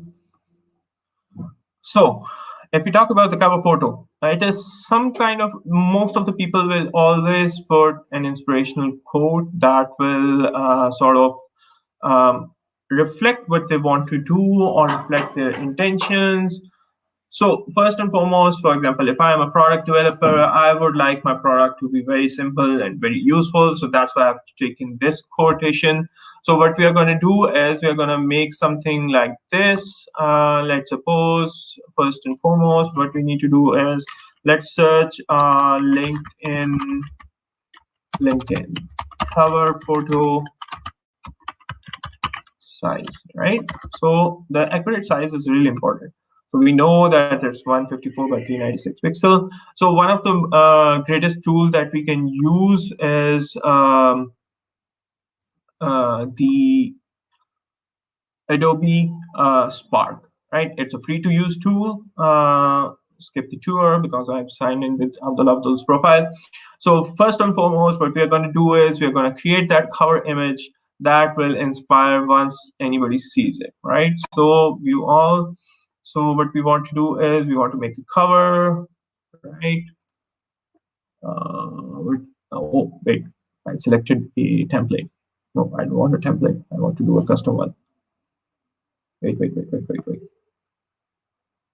So we have got Spark and we make a new custom size graphic. So here you go. We can resize it. Resize. Come on. Oh, okay. No, I don't want to check this out. So I want to resize this. Come on. Wait. How can I not resize this? Is there a dialog box open?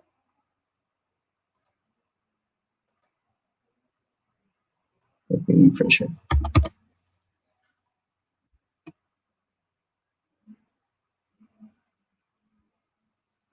So let's suppose if we want to go for a custom size graphic, yep. And we have got the width of 1584. So here you go. 1584 by 396 by 396. And next. So replaceable, we got it, not an issue. So first of all, we're going to choose a background, find free photos. We're going to put in, let's suppose, I always like white. So let's suppose, let's just search white and let's see what we get, the white background. White background. So let's put in this paper. It's simple yet, oh, it's a wall. Simple yet creative, right? So we have this, and what we can do is we can do a little bit of filters. We can lighten it a bit, and we can enhance it. We can reduce the contrast. We can increase the brightness a bit, and reduce the saturation, increase the shadows so that it's a bit softer. And these are some basic, you can say, image enhancement things. So add a little bit of blur, and that's it. So now the next thing is that we want to add text. So let's suppose we have got this. Yeah, that's a good one. Okay, so this is just going to be a dummy text. Okay, so we are going to change it. So let's suppose next thing we want to do is inspirational code, right? So, oh, this is a good one. The pessimist sees difficulty in every opportunity. Or yeah, this is a good one. Let's just say that Abdul believes in this. Okay.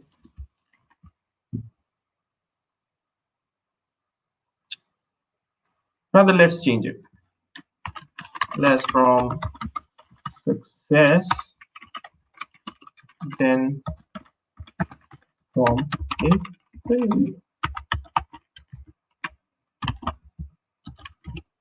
Right?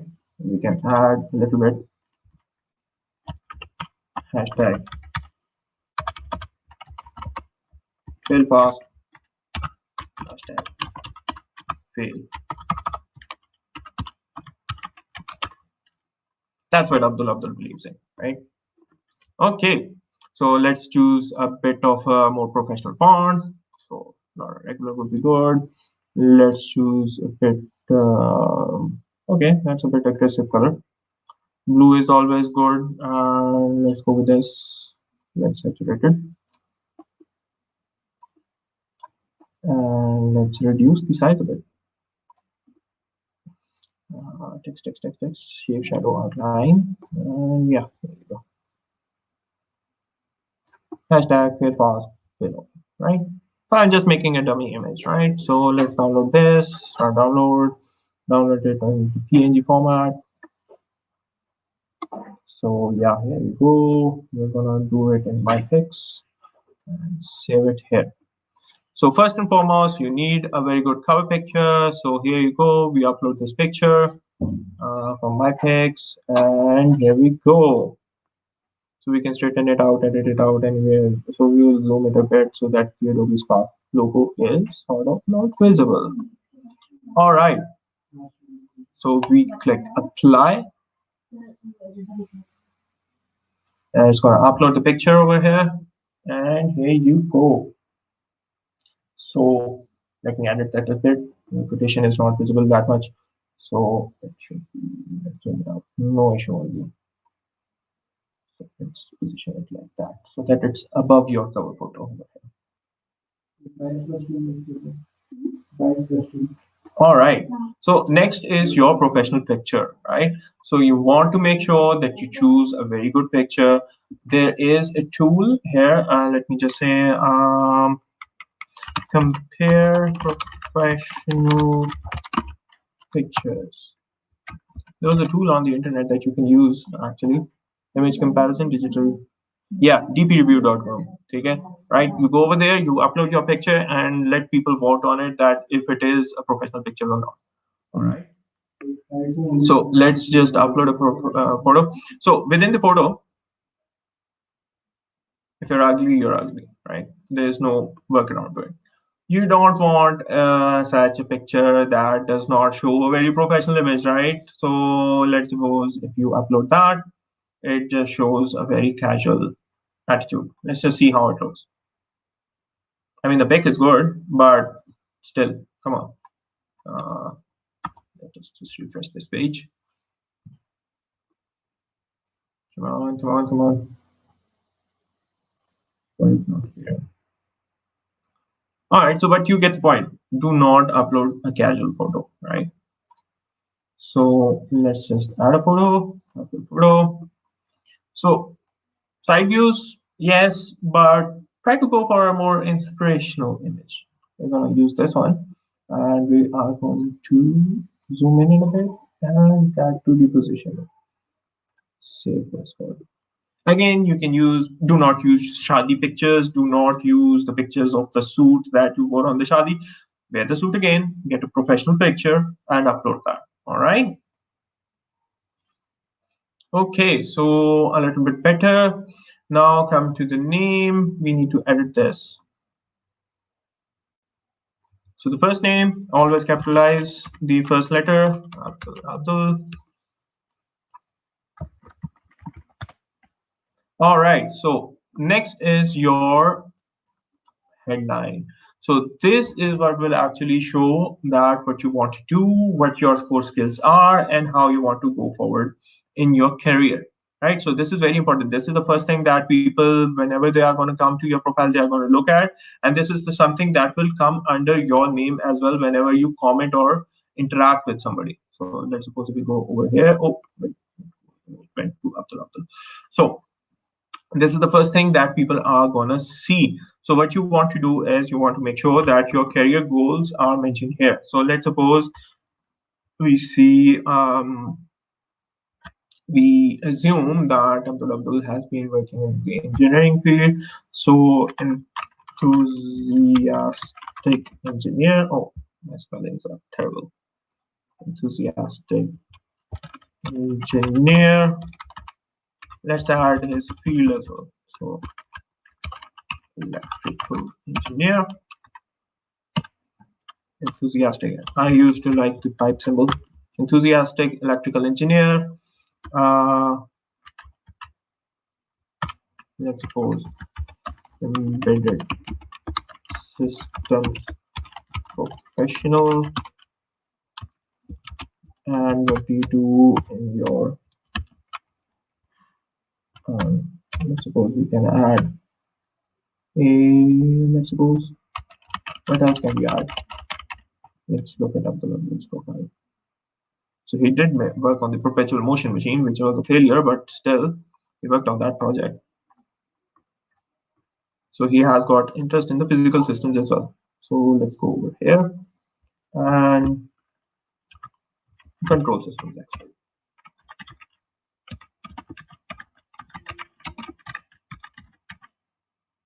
Right. So this is that. Current position, yeah, sure, because we have it. And now let's come to the education part. This is going to be nifty. So first of all, let's add a school. Abdul works at random university. So make sure your university is here. He will get electrical engineer, bachelor of bachelor's engineering, field of study, impossible physics. Right, so he started from, let's suppose in Pakistan we start from August, and he started from 2012 and he ended in September. He did not go very well and he's still there.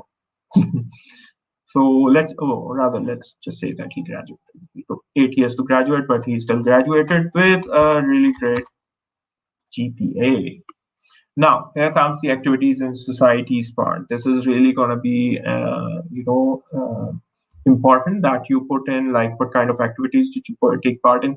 People used to fill out this in a long, long way, but make sure that it's to the point and, it actually shows that you were careful with your time, right? Do not write director of XYZ societies and there's like 20 societies down there. Make sure that you mention the ones that are important, right? So let's suppose he was the chair at IEEE Society for Impossible Physics, right? He was the member of Council of Merlin's Apprentices, right? So that would be just it. Do not write I was the cricket captain and what that. Just leave it. All right. So the description you can fill out, like some of the major courses that you take. Let's suppose impossible physics,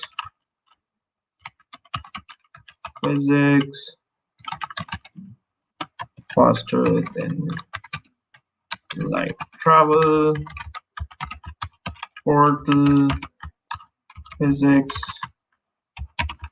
levitation sciences. I don't know. All right. So you take all of these courses.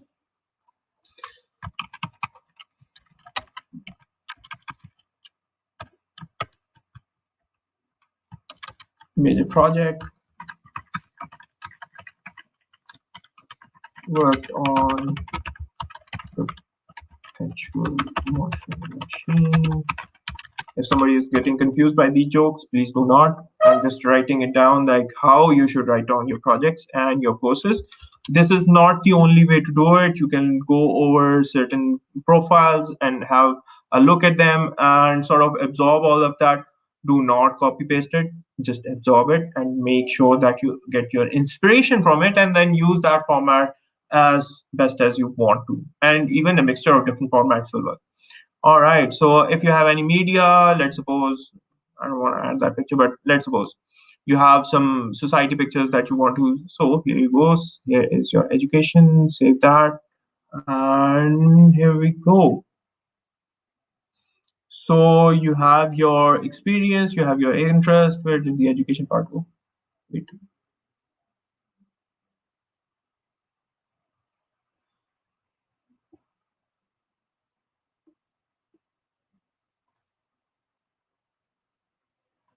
Open to finding a job. No, no, no.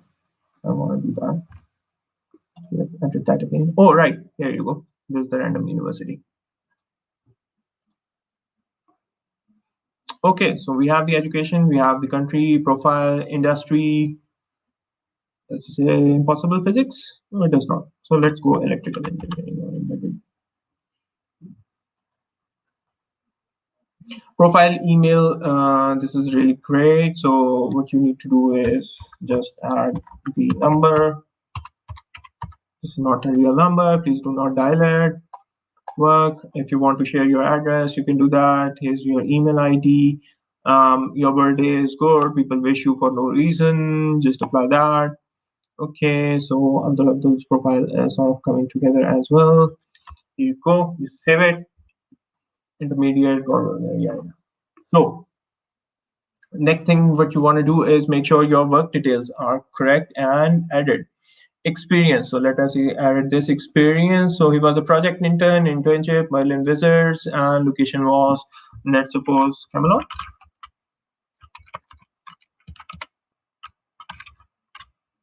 Oh, let's just put in Islamabad. If you are currently working, let's suppose if you are in your early career or mid career, you can just say, I'm currently working on this role. Now come to the description part, right? So this is where OneNote comes in, or any note-taking application. You need to make sure that your content is ready, just copy paste it. So let's suppose if we work on the virtual perpetual motion machine, and now what we're going to do is we're going to write work, let's suppose, oh, just a second. Let's go to 12 and turn off the highlighter.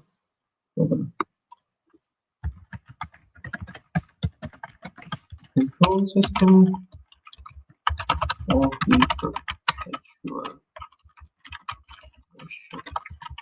machine was able to achieve 80% energy back. Right, so this is sort of the star technique here. So we had this worked on we had the project that we have to work on the perpetual motion machine. I was tasked with control systems. I made that and was able to achieve the 80% energy back. So you can write it in much more details, whatever you have done, and there are tips and tricks on how to do that better in using the star technique. So what we're going to do is we're going to write this, and we are going to use this as our heading. So this is going to be one of the projects that we are going to enter over here. There you go. So perpetual motion machine is the main project. Work on this project, work on the control system, and blah, blah, blah, blah. All right. Please enter the start date. So he started in September of 2020, and he is still working there. And let's suppose September, October, November, December. Yeah. So he just worked over there for some time as an intern. 2020, and save.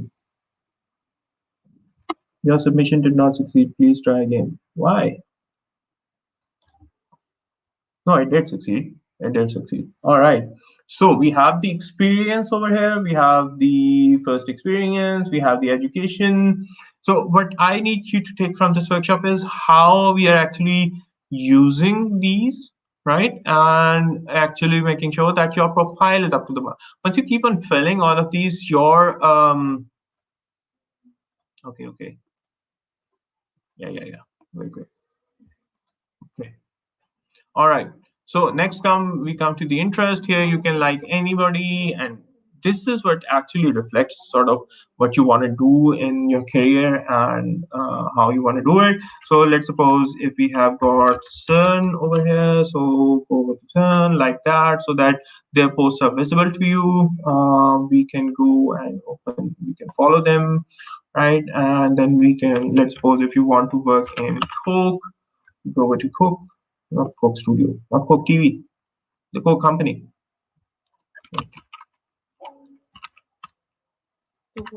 Yeah, the Coca-Cola company. Here you go. Thank you, Aaron, for the tip from behind the scenes.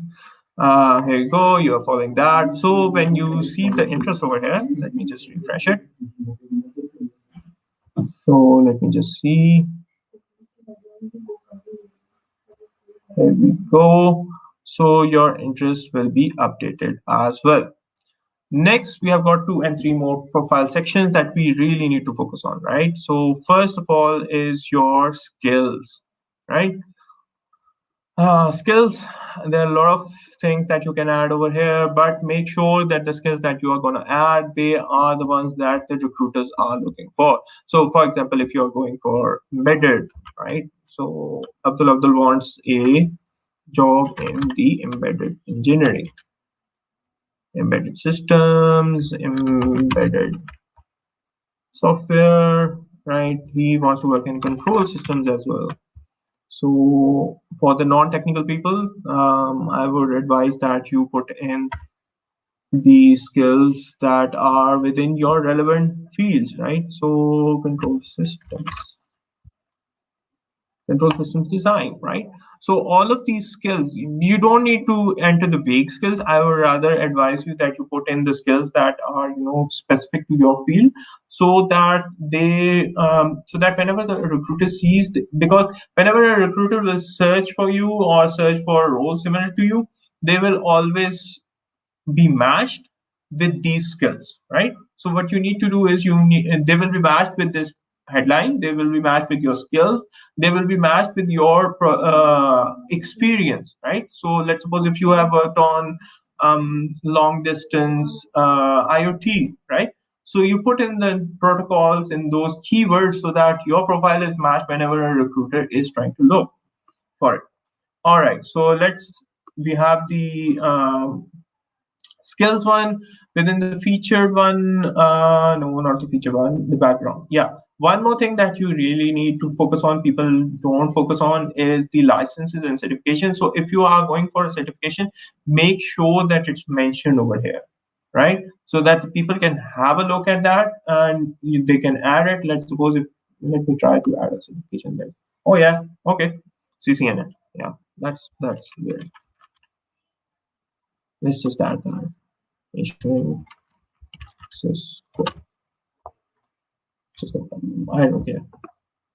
This credential is not expired. It was issued to me in 2019. Credential ID and URL.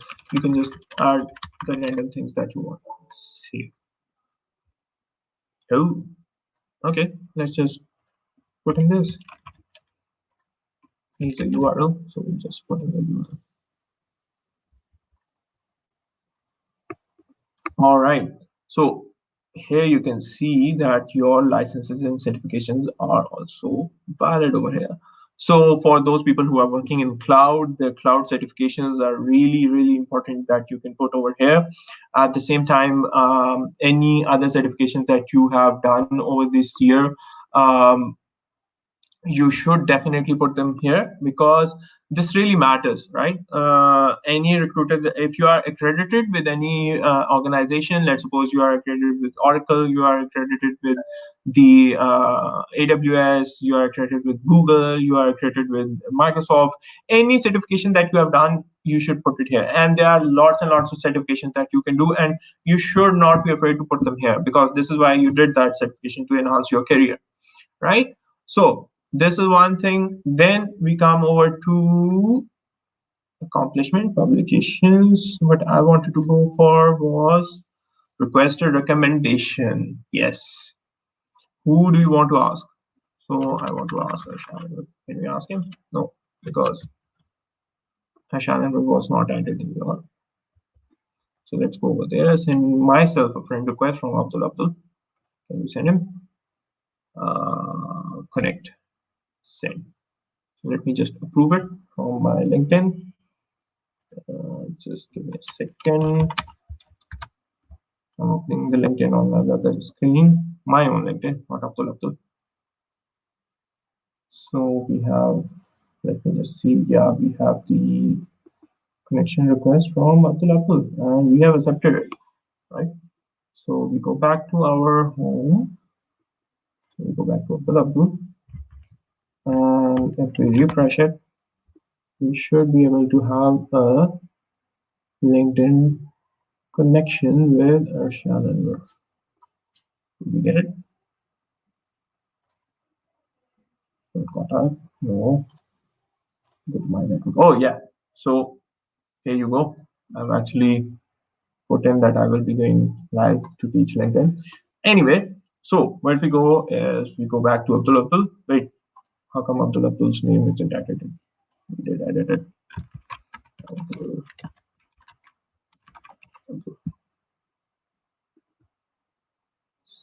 Save. All right, much better. I think there was a notification down there that I ignored. Anywho, so one of the most things that you can do is request a recommendation from somebody. Now, normally what the students and early career people will do is that they will just request it from here, select a relationship. I managed him and select return and next. I think it's a very fair strategy. What you would like to do is set up a meeting with that guy, go over there, go to your manager, ask him that right now I'm just sending you, it will take 5 minutes. I'm sending you a recommendation request and kindly fill it as much as possible you can do, right? So once you do that, I have a request over here in my LinkedIn, right? So write Abdullah recommendation. I'll just say he was a great manager and blah, blah, blah, right? Recommendation. I'm just doing it off the screen on my own LinkedIn. Great intern, did not blow up my lab, work on something I gave and it did work out okay.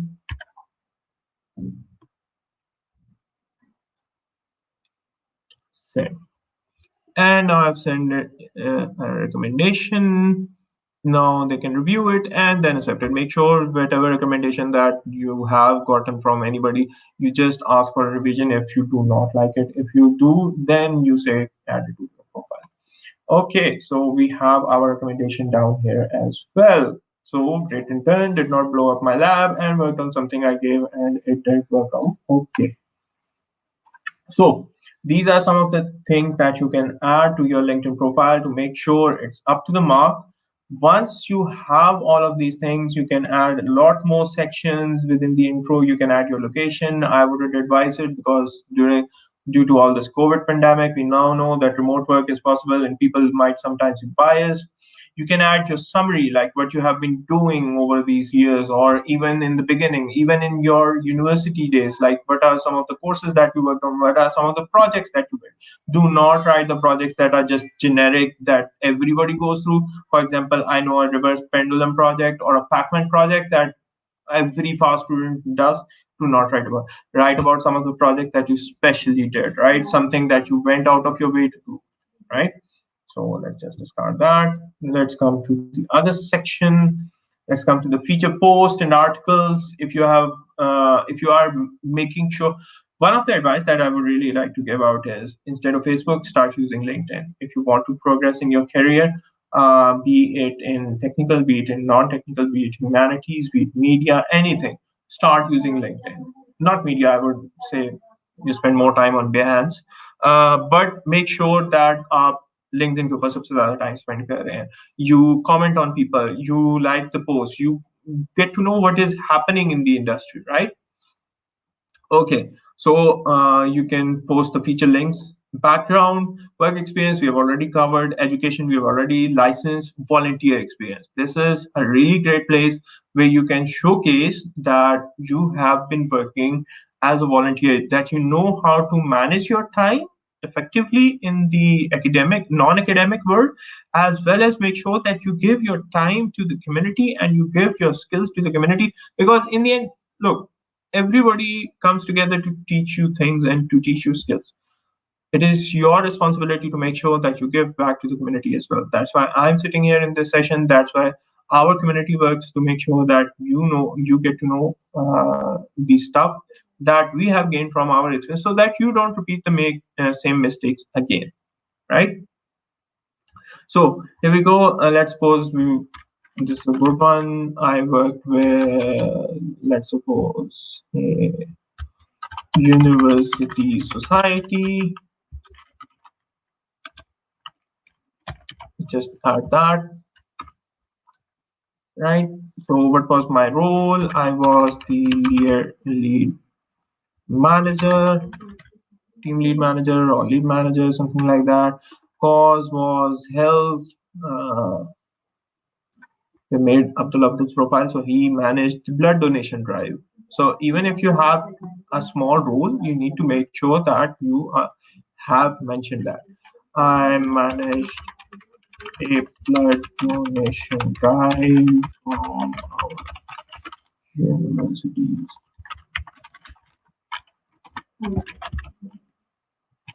Oh, excuse my typing skills here. I managed from our university society. We managed to raise, I suppose, I don't know, 50 liters of blood for XYZ plus, right? So you save that. And now this will come under your volunteer experience. So whenever the recruiters or anybody is looking forward to it, they do see that how you are actually using your time to give back to the community. This is a very good plus point that everybody should be looking forward to, even on their profile and even within their life as well, right? So we have added the skill. Next, add a summary about your experience. We have already done that, so we don't need to focus on this. Skills we have already done. Accomplishments, if you have done any publications, it's really vital for those people who are going to pursue masters and PhD programs. They should add their publications over here. If you have got patents, some people do manage to get patents even when they are in their undergrad. I know a few who have managed that. So you write that. Courses, if you have taken some courses, these are not the ones that you study in the university. वो वाले नहीं डालने आपने. Projects, yes, you can highlight some of the projects that you can do, that you have done. I would really advise, do not put your final year project over here. Languages, especially to our people from the north, they are either quadlingual. That is a very plus point, right? That additional information, we have covered that. Supported language, add profile language. So I hope that now you know that how to actually effectively create a LinkedIn profile. Now let's talk about, once you have the profile, how do you actually use that and how you actually go about searching for the jobs, right? So first and foremost, you should know about the organizations that they are working in your domain, right? So for example, if you're talking about tech, we've got Amazon, we've got Google, we've got Microsoft, we've got tons of software houses within Islamabad, Rawalpindi region, right? So just search for all of those names, start following them. They will keep on posting whatever their required HR role is. But at the same time, what you can do is you can go over here. Let's suppose if we want to go for an embedded systems engineer, embedded systems, right? So let's suppose embedded systems, there are a lot of jobs from here. Keep trucking, you can have that. One of the things that I would like to really highlight is that if you have the financial resources and if you have the credit card available with you, try the LinkedIn Premium, right? What LinkedIn Premium does is that it matches your profile, and then when you apply for a job, it sees what kind of people are applying. So you already know if there are a lot of people that are ahead of you that are already applying over there. So is there a chance that you can get in? So you don't waste your time on a job that you cannot get. So make sure that your LinkedIn Premium is also set up So whenever a recruiter visits your profile, they can see you as well, and you can see that somebody did visit your profile, and then you can touch back with them that okay, you like what you see, and then you can talk to them that how you can get an active role within their organization. So I hope with this you've learned a little bit about the tools that you can use, how you can actually each and every section of the profile that you want to do. I will be deactivating Abdul's profile and his email account after this, but you can go over my LinkedIn and get your inspiration over there and see how you can collaborate with me over there.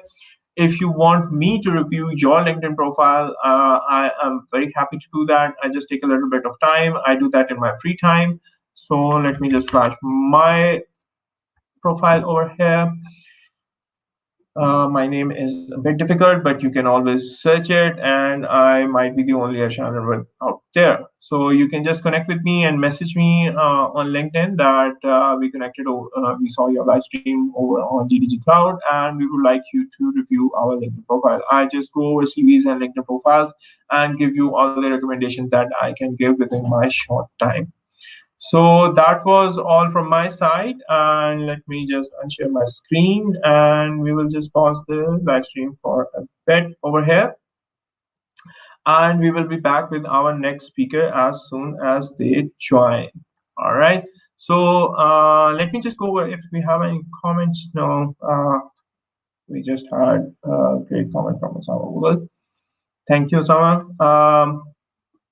So good luck to all of you in your professional and personal life. And if you have any queries, just let me know, and you can connect with me over LinkedIn as well. Thank you very much.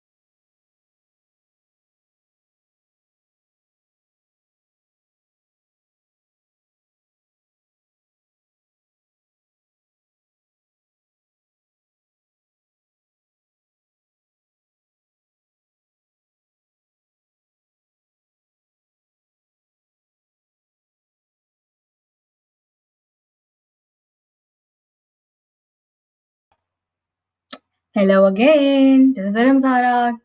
I am Google Cloud Manager and WTM Ambassador from Islamabad.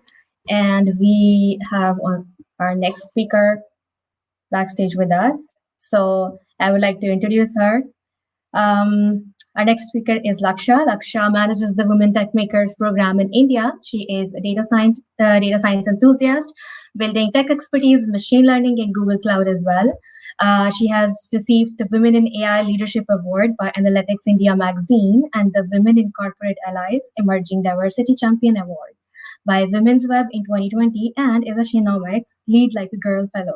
She enjoys nurturing communities and empowering women to join, thrive, and lead in the tech industry. So let me invite Laksha on live stream. Hello, Laksha. How are you?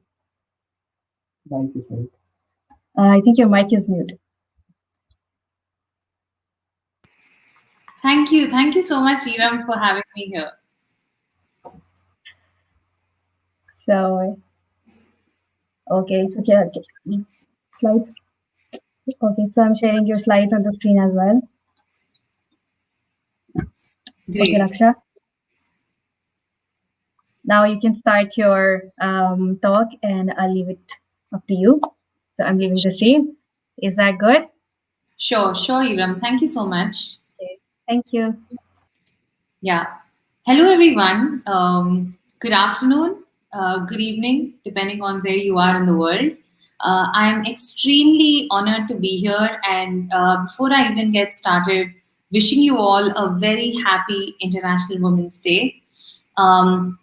I'm here to be speaking about unconscious bias. What is it all about? We use it as a term so often, but do we really understand what it is? And how can we sort of work to bust some of those biases that we have is going to be my intent with this session. But before I get there, I also wanted to talk to you about another International Women's Day, which the sort of the ambassadors like in India, like Iram in Islamabad, are putting together. So I just thought if you are interested in some of the tech talks and applied skills workshops, you could definitely register and be a part of it. That said, I wanted to kick off today's session by checking with you all if you have watched this movie, Hidden Figures. So if you have, please type yes, I have in the chat, and we would love to see how many of you have. Great. So the context to why I brought reference to Hidden Figures here is because when a character in the movie learns that the woman he wants to date is working as a computer scientist in NASA, without thinking much, he says, that's pretty heady stuff, right? Do they let women handle that sort of work? And somewhere in the middle of the movie also highlights gender discrimination, racial discrimination, and really shows that bias can take many, many forms. So if you haven't watched this, try watching it and you'll understand what I'm saying. But what we will look to do now is sort of understand the what, why, and how of bias busting over the next 40-45 minutes. What I want you to take back from this session is one, acknowledge that all of us, you and me, exhibit unconscious bias, right? A first step towards sort of going into busting some of those biases is to acknowledge that we have it, right? And then hopefully by, through this talk, through sharing some of those strategies with you all, about busting these biases, I hope that each of us can commit to one action that we take personally to sort of, work towards removing off or eradicating the negative influences of unconscious bias in our own lives, right? With that, let me begin with and try making it as interactive as possible in this limited virtual medium. I wanted to share with you that brain researchers estimate that the human mind takes 11 million pieces of information per second through our senses. Now, my question to you is, out of those 11 million, how many of you, how many pieces of information do you think that our brain is consciously aware of each second? Please type it in the chat box and I would love to read them. So I'll give you some time to sort of think about it, key in your answers, but I would love to hear from you. Out of the 11 million bits of information, how much do you think our brain is consciously aware of every second? Let me see the answers coming in from comments.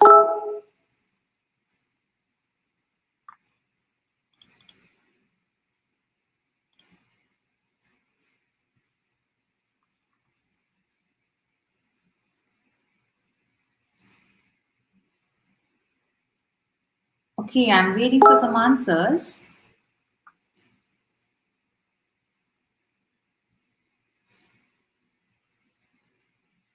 Any guesses on the bits of information?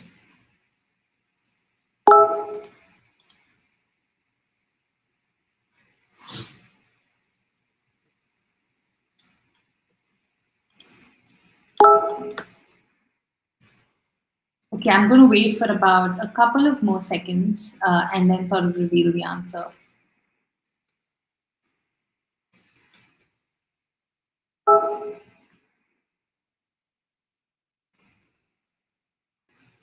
Okay, so I hope all of you are, let me see. Yes, I see Usama saying 50 bits per second, if I recall correctly. Absolutely, you're very, very, very close to the answer. We can consciously process about 40 bits of information, and that's not very far. So what I wanted to drive with this point is, if we can only consciously process about 40 bits of information, this means that 99.996% of our mental processing is ruled by our unconscious, right? And what does this mean is, if you've heard of Daniel Kahneman's Thinking Fast and Slow, he talks about two systems of thinking.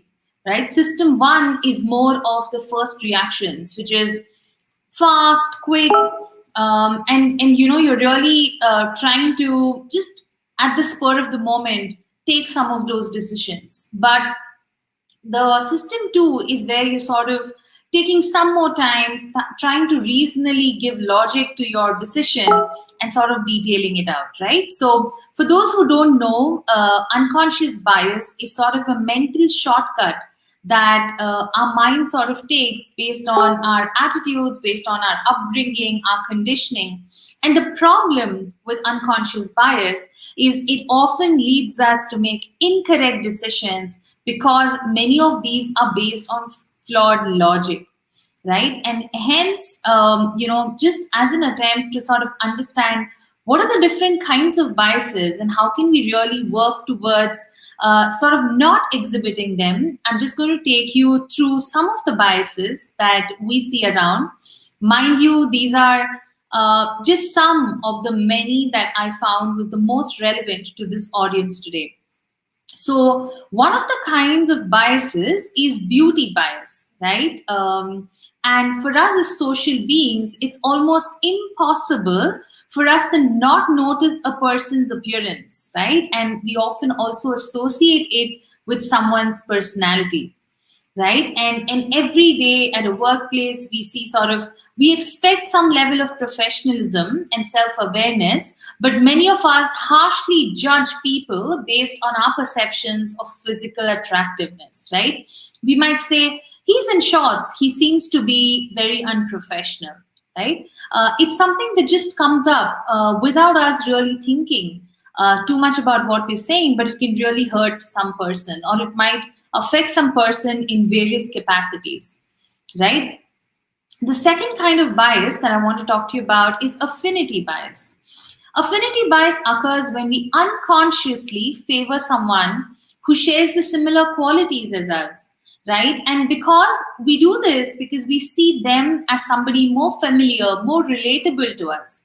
And it's very natural for us as human beings to be around people whom we can relate to, right? Just imagine if the selectors of the cricket teams favor people from their own regions, we are not going to be having some of the great cricketers that we have today, right?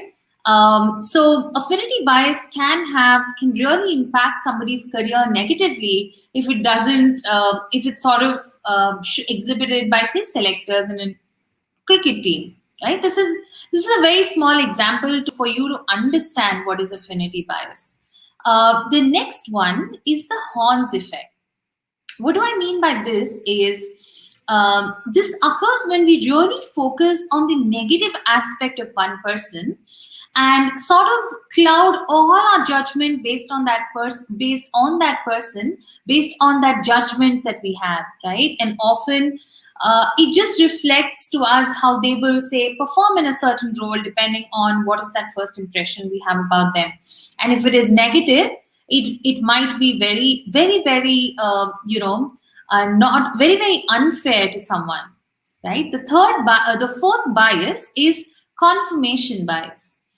We all, as social beings, form opinions about a person within the first few seconds of, meeting them. And confirmation bias occurs when we are trying to search for the evidence for the perception that we have made about that one person, right? So we're always looking for points, looking for instances which sort of confirm our first initial assumption about that person. That's confirmation bias. Next, we have attribution bias. What do I mean by attribution bias? It's really to do with how we perceive the actions of others, right? Do we say that, he just seems to be lucky, right? If somebody is doing something well, you say, oh, they seem to be lucky that they're really doing well in this job. But if somebody has done very badly, you wouldn't attribute it to luck, you will attribute it to bad behavior, right? So that's attribution bias. Then we have conformity bias. This is when many of us are really programmed to fit into the environment that we are in, right? And because of these, our views, our opinions are sort of swayed by what people around us think about a particular thing, or how do they form certain decisions. For example, if you are in a boardroom conversation and your manager says, how about we do this? Or, I believe that we should do strategy A, you sort of, without giving it too much thought, just go and agree with that person, right? Irrespective of whether they're right or wrong. That's you trying to fit in, you trying to conform to the senior leaders in your team, right? And the final one that I wanted to talk about is halo effect. And halo effect is just the opposite of horns effect, right? Halo effect happens when we focus particularly on one great feature about a person, and everything else is sort of clouded by that judgment. For example, if somebody does really well in their academics in high school, if they have really good marks, we sort of look at everything that the person will do based on the glow of that one achievement, right? Somebody might be really having a bad attitude, but just because they have good marks, we might be saying, oh, this person is great because they have proved historically to be great achievers, right? So these are some of the biases that we see around us. What I'm going to do is probably give you about 15 seconds and ask you a question and give you about 15-20 seconds to think of the answer, right? And these are all from the different biases that I have shared with you. Now, if you decide to be a mentor to someone because they remind you of yourself, what kind of bias do you think it is? Please drop your answers in the chat box. I'm looking forward to your answers. But I want you to think about when you decide to mentor someone because they remind you of yourself, which of these 7 biases do you think it falls under? I'll give you a couple of seconds to think about it, sort of process what I said about each of these, and then share it in the chat box.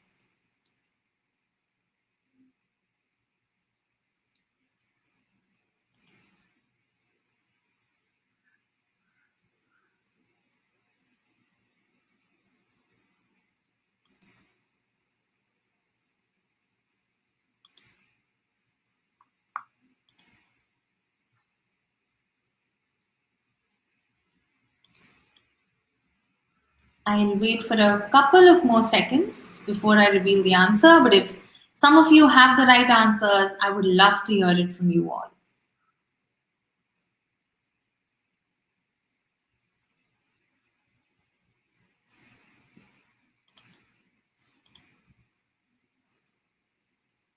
I can flash the question again for you all. You decide to mentor someone because they remind you of yourself. What kind of bias do you think it is?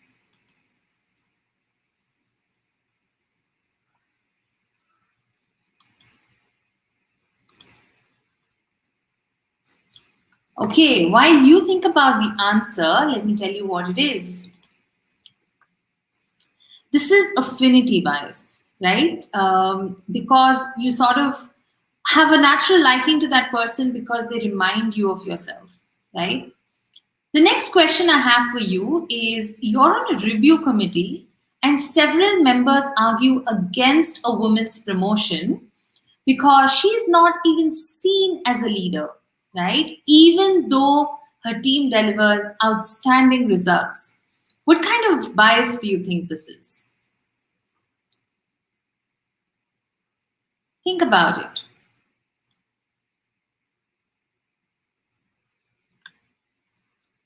The answer is attribution bias.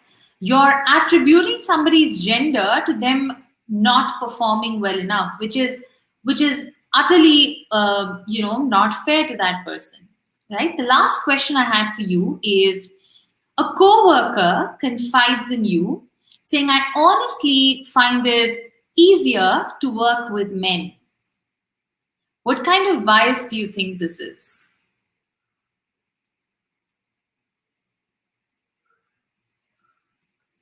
The answer is halo effect, right? This is just the opposite of Horn's effect. Because this is a positive statement, because the statement says, I find it easier to work with men, it's halo effect, right? Now, another thing that I want you to think about is, how many triangles do you see in this figure here? Take your time to sort of think about it. Count those triangles.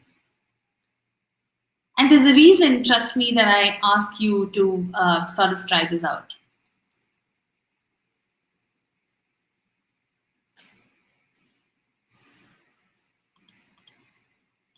I would love to have some of your answers on how many triangles could you count successfully. While I wait, I'll give you a couple of more seconds for you to put that on the chat box.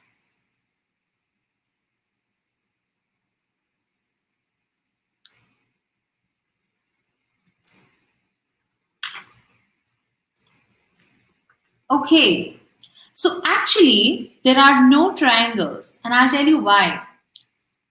This is actually called the Canizza triangle, which was created by an Italian psychologist, and his name was Canizza, right? This sort of just taking those Pac-Man figures, they sort of completed the triangle with and it sort of induces the perception of the explicit line forming an equilateral triangle. However, that's not true. If I go back, it's not really a triangle, but our brain sort of filled in the missing pieces of information for us to complete the figure to be a triangle, by ourselves. So what this goes on to say is when objects are grouped together, our mind often ignores the gaps, right? Now, I want to be doing a very interesting activity with you all. And because we're doing this in a virtual mode, I sort of want you to be honest to yourself and sort of explain how the game goes. And there will be a word that appears in the center of the screen. If it's something that you associate with a male, you raise your left hand. And if that's something you associate with a female, you raise your right hand. Okay?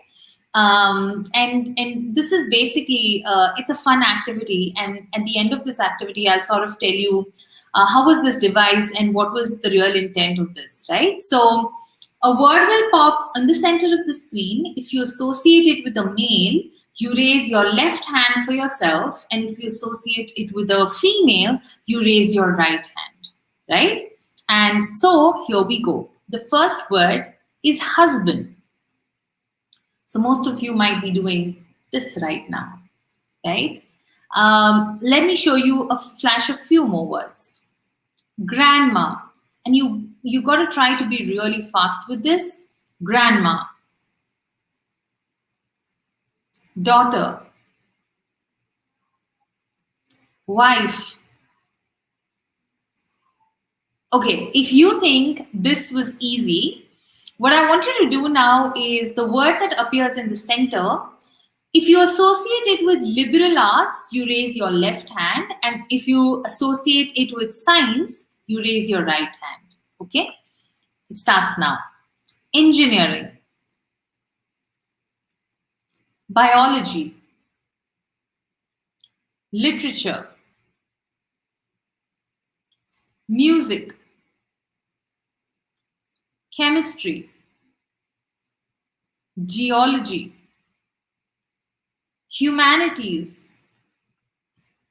Physics. Math. Okay. What I want you to do for the next couple of questions is if the word that appears in the middle is something you associate with female or liberal arts, you raise your left hand. And if you associate it with male or science, you raise your right hand. Okay? So here we go. Music. Mother. Philosophy. Father. History. Wife. Engineering. Son. Chemistry. Physics. Right? And for the last few set of questions, what you do is if the word in the center is something you associate with male or liberal arts, you raise your left hand. And if it's something that you associate with a female or science, you raise your right hand. Okay, so here we go. Father. Engineering. Music. Daughter. Uncle. Mathematics. Girl.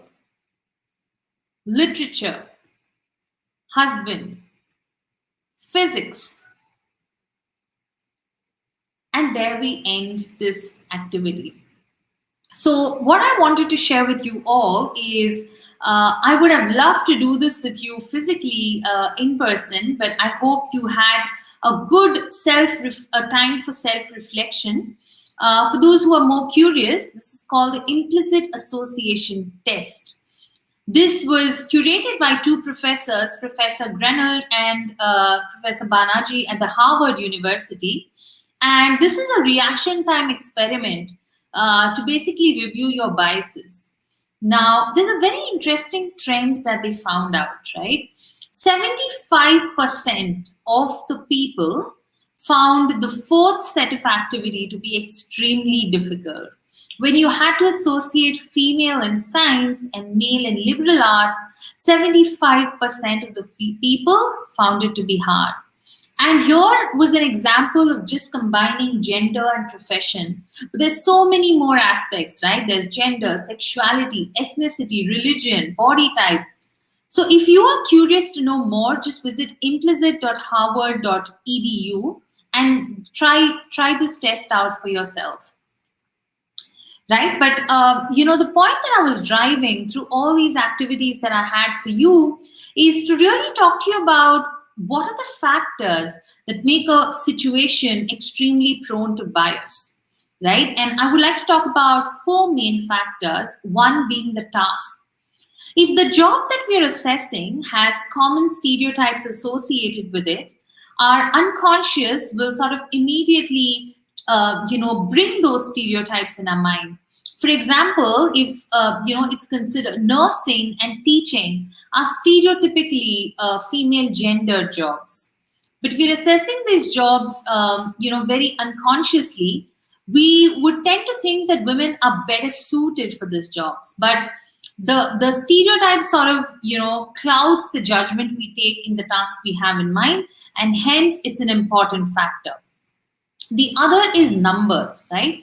When there are like a lot of things to classify and we're looking at a group of things, the ones in clear minority, right? And when I say minority, I'm now meaning only in terms of numbers, where there's a group which is really outnumbered by the others. Our brains sort of move them away. They don't associate them with any group.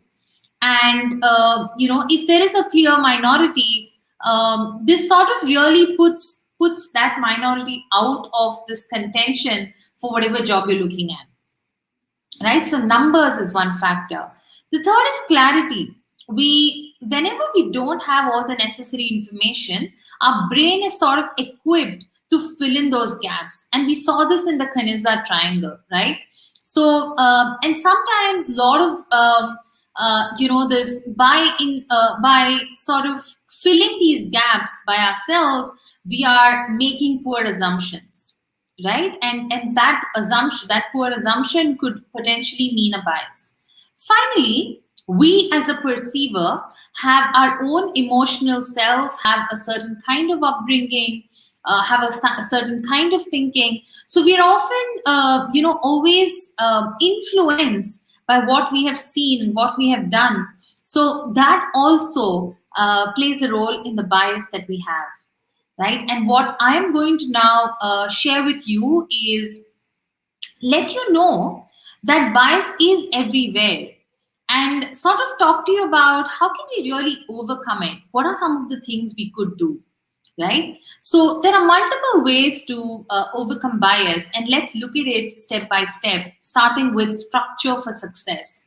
It's important to use a certain structure to gauge success. What do I mean by this? What does success look like is something you need to know and you need to evaluate, right? Are you using consistent requirements, predefined requirements, and really know what is your goal for success?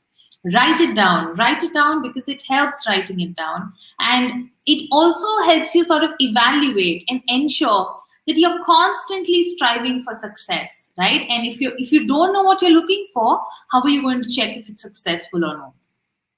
Now, I'm going to give you a case study of a study that was done in 2004, and this is more of an employability survey. So there were two groups of resume, one with European American sounding names and one with African American sounding names.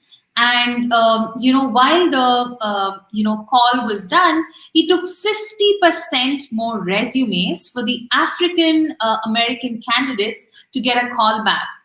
50% more, and just imagine what consequence this will have in somebody's career, right? So just having and resume shortlisting is such an unstructured format. Just putting a process, putting a structure to it might possibly reduce the gap that is there between different kinds of people who are sort of being interviewed or being shortlisted, resumes being shortlisted for a particular job. The second way how we can overcome bias is to measure results, right? And data is far less prone to unconscious bias than our own cognition, right? So how are you collecting all the data to inform decisions and sort of influence your unconscious bias? Are you collecting data, enough data about the decisions that you're making, right? Because it is said that you can't improve what you can't measure. So as you build these organizations, these teams, it's important for you to collect the data, right? You might be able to see patterns, have new insights, and it's possibly going to help you in, making the right decisions. I'm going to share with you two stories, two use cases, which sort of say how data is so important, right? Or measuring results is equally important. How many of us here really design products for us to use, for our immediate colleagues to use? No one, right? We want to build products that the world can use, right? So when YouTube was launched, when the YouTube upload feature was launched, it was found that about 5 to 10% of the video uploads were turned upside down. Do you think it was the mistake of the users who were actually uploading?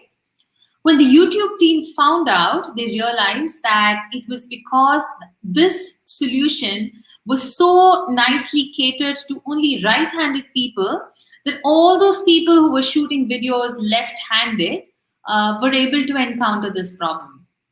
Obviously, they went back and quickly rectified the issue, but this is why it's so important to measure results, right? Another example is about Google Doodles. It also goes on to say that if you are not measuring the data, maybe somebody else is, right? So there was an educator, a STEM educator, who sort of tracked all the doodles posted by Google and posted a gender breakdown of all the doodles in an open letter, really imploring us to improve. And our doodler team, when they got to know about this, striking mismatch, they were shocked because half the people in the team were women. And in about 1 year, right, from 2013 to 2014, they sort of turned it around by ensuring that all doodles were 50% representative of women, right? And they consciously keep a check on that even today, right? So, it sort of helps to track some of these details, or you might get a red flag from somebody else. The third way how we could sort of overcome bias is to evaluate subtle messages. I don't know how many of you are aware of this term called microaggression. It refers to these small behavioral cues, all these signals that you're giving while you're talking, right? And sometimes it depends on how the person who's listening to you is perceiving it. Do they feel included enough, right? Or are we putting them down? What is it that they're feeling while speaking to us? These are subtle messages. And it's important for us to recognize the power of signals. Because what signals are you sending to your teammates? What signals are you sending externally, right? If you have a website, are the pictures put there truly represent the kind of people you have in your company, right? Let me give you an example. The way a space is designed is equally important, and I'll tell you why. This was one of the studies done in Stanford University to show how important ambient belonging was, right? So there was a group of computer science students who were sort of giving their entrance test, and 50% of them went to a room which is more, filled with, like, the graffitis there were filled with very tech geeky stuff, right? Joysticks, computers, pizza. And the 50% of the people went to a more gender neutral room where there were puzzles, books, coffee, right? And This experiment, when they asked about the interest they had in computer science, people who belonged to the gender neutral group were much more interested in computer science than the ones who went to the geeky room, right? And this goes on to show how stereotypical cues really impact gender participation, especially in STEM, right? In science, technology, engineering, and mathematics. So consider how the work that you do might be really alienating certain groups of people, and find ways to avoid that, right? The last way how we can overcome bias is to sort of hold everyone accountable, right? And in the beginning of the session, I said we all exhibit unconscious bias, but are you able to justify your decisions enough, right? Are you able to make decisions collectively? Are you able to call out somebody else's, unconscious bias and tell them that, no, this is a bias, try not to use it, right? And it is very important for us as women, as community professionals, as managers, as leaders, to really empower everyone to call out their unconscious bias, right? So in recap, think about how can you deliberately slow down decision making to ensure that your system 2 of thinking is doing more of the hard decisions. Sometimes it might help to also reconsider reasons for your decisions. Question some of the cultural stereotypes. I think we belong to places which have really we're very rich in culture, but are the cultural stereotypes really relevant to the times we are in today? Finally, monitor each other to call out your unconscious biases, right? With that, I want to play a small video for you, just to talk about how important human bias is, and how it might transcend to technology, and what are some of the things that we need to be careful about. So here we go. Let's play a game. Close your eyes and picture a shoe. Okay, did anyone picture this? This? How about this? We may not even know why, but each of us is biased toward one shoe over the others. Now imagine that you're trying to teach a computer to recognize a shoe. You may end up exposing it to your own bias. That's how bias happens in machine learning. But first, what is machine learning? Well, it's used in a lot of technology we use today.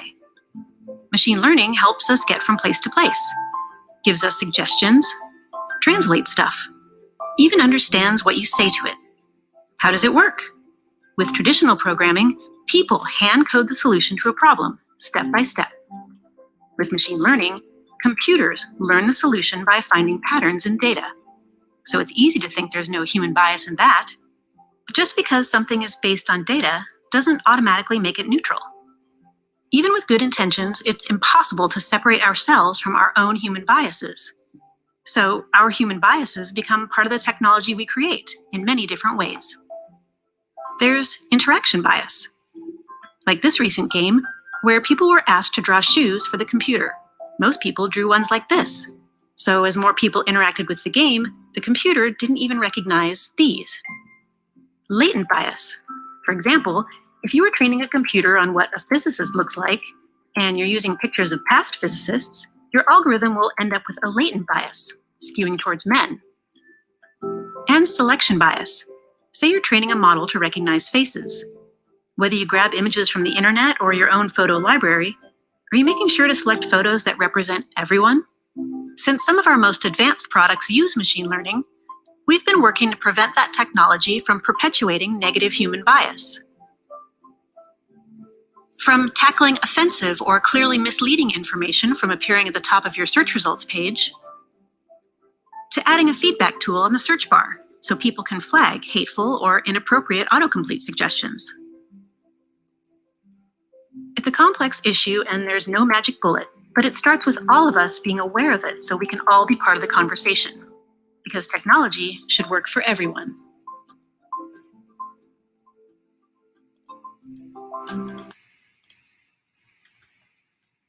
Let's play a game.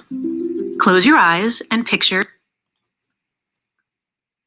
Sorry. Yes.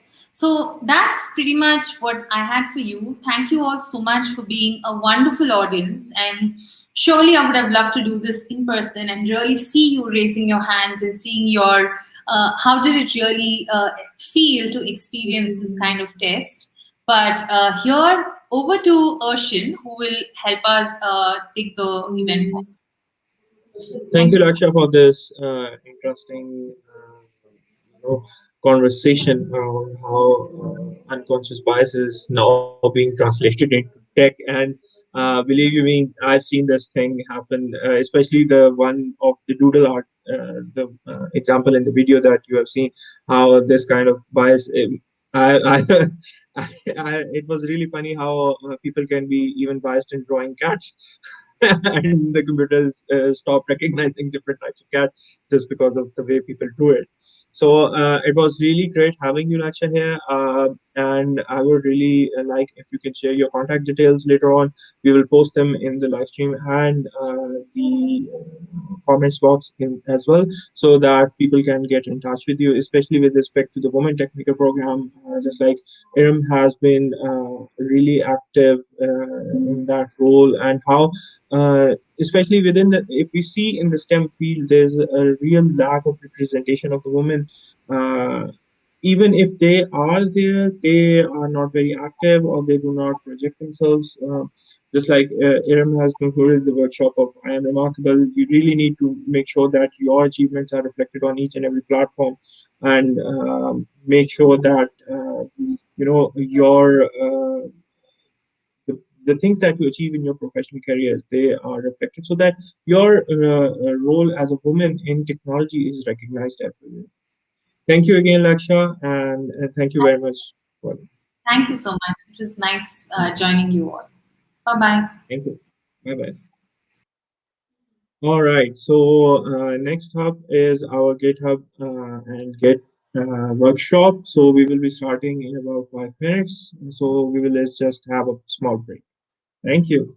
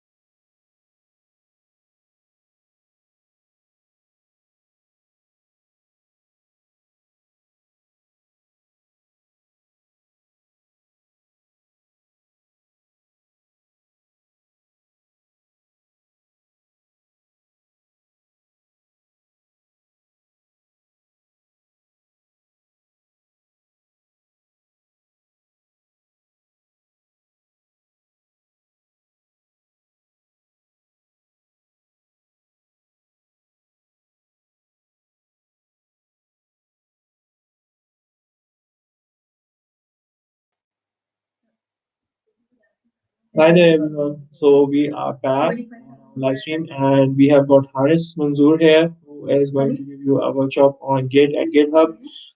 Again, open source is a really great platform that everybody should be using, and how to actually download open source code, how to make sure that your code is up to date, and how to make sure that uh, one of the most major things that happens with everybody is that once you start coding project, there are lots and lots of files that everybody creates, right? How to actually collaborate online, and how to make sure that your versioning is stable, and how you version your project from, or even coding files from one file to another, and make sure that your project is on track and tested before it goes live. That is all about. I hope I got the gist of it. That is all about Git and GitHub. So I will just now put Haris directly the screen. Well, thank you so much, Shyam. Now I would like to introduce a bit more about myself. So I'm a GitHub campus expert. I'm a student of Fast University. I'm a third year student basically. Just a second. I think we need to switch connections again.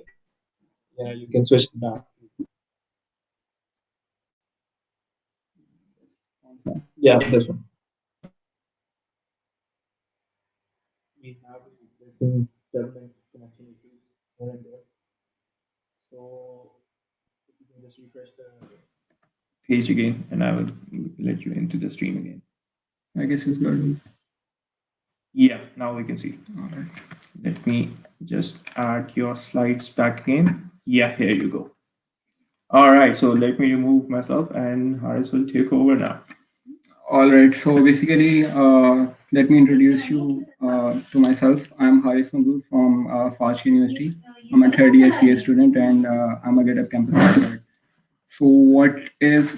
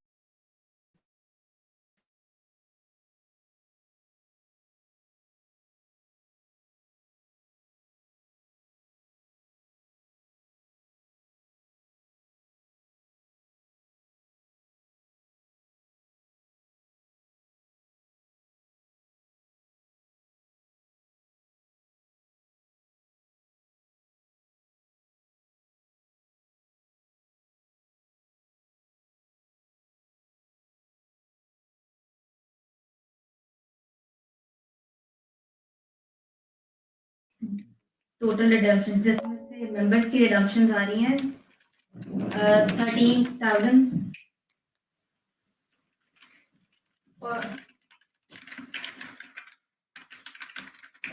I think you're live back again. All right. So I was introducing you to the Campus Expert program. So basically, what a Campus Expert program is, GitHub Education support you to support your local communities. वो एक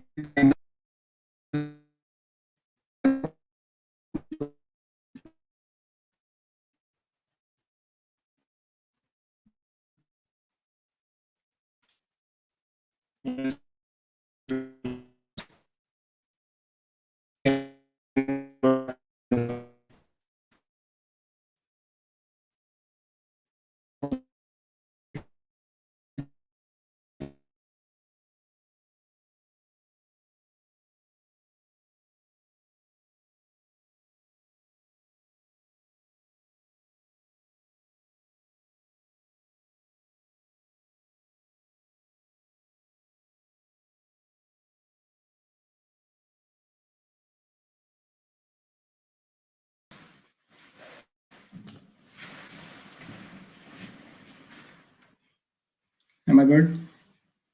Yeah, I think All you're right. live back again. So sorry for the issues. So basically GitHub campus expert program ये होता है कि वो आपके campus में से एक लोकल स्टूडेंट को चूज़ करते हैं ताकि वो अपनी लोकल कम्युनिटीज़ को आगे सपोर्ट कर सके. लोकल कम्युनिटीज़ में it can be a formal society और it can be a group of students जो आपने कोई भी ग्रुप बनाया हो.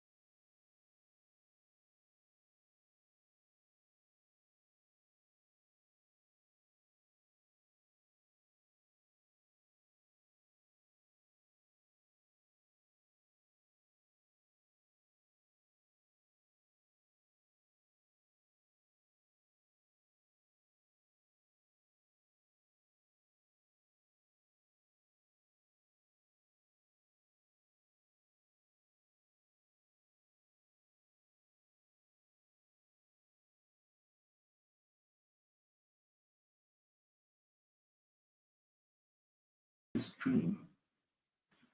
Am I live? Yeah. All right. So sorry about the issues. So basically मैं आपको कैंपस एक्सपर्ट प्रोग्राम के बारे में बता रहा था.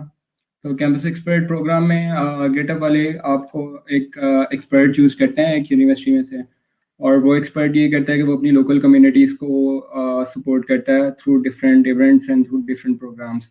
तो कैंपस एक्सपर्ट के लिए कैंपस एक्सपर्ट का मैंने आपको बता दिया कि वो क्या होता है. कैंपस एक्सपर्ट के लिए एलिजिबल होने के लिए कम से कम आपको 18 साल का होना चाहिए और you should be a student of a university और उसको वैलिडेट करने के लिए आपको गेटअप एक स्टूडेंट डेवलपर पैक लेना पड़ता है. So what a getup student developer pack is, it is a pack of different offers जिसमें आपको डिफरेंट डिस्काउंट्स और ऑफर्स मिलती हैं. So if you're a student, you can get your pack from the link here, education.github.com/pack. And here are the offers that GitHub provide to you if you are a student. तो अगर आपने GitHub campus expert programme के लिए apply करना है तो at least आपको ये अवेल करना पड़ेगा. And then you should be at least a 6 months user of GitHub. और अगर आपने GitHub पे कंट्रीब्यूशन वगैरह की हुई, अगर आपको GitHub अच्छा यूज़ करना आता तो it will be a plus point, लेकिन ये रिक्वायरमेंट नहीं है. Okay, so coming towards a version control system, basically I want to introduce you to Git and GitHub, or Git एक version control system है. So before going to version control systems, I want to show you something. अगर हम लोग कोई भी coding करते हैं, कोई भी प्रोजेक्ट बनाते हैं, फॉर एग्जांपल ये मैंने एक प्रोजेक्ट बना लिया है, जैसे प्रोजेक्ट एक फोल्डर बना लिया. तो इसमें मैं क्या करता हूँ कि इसमें मैं एक नई फाइल टेक्स्ट फाइल बना देता हूँ, इसको मैं कह देता हूँ वर्जन 1 और इसमें मैं कोई भी कोड डाल देता हूँ।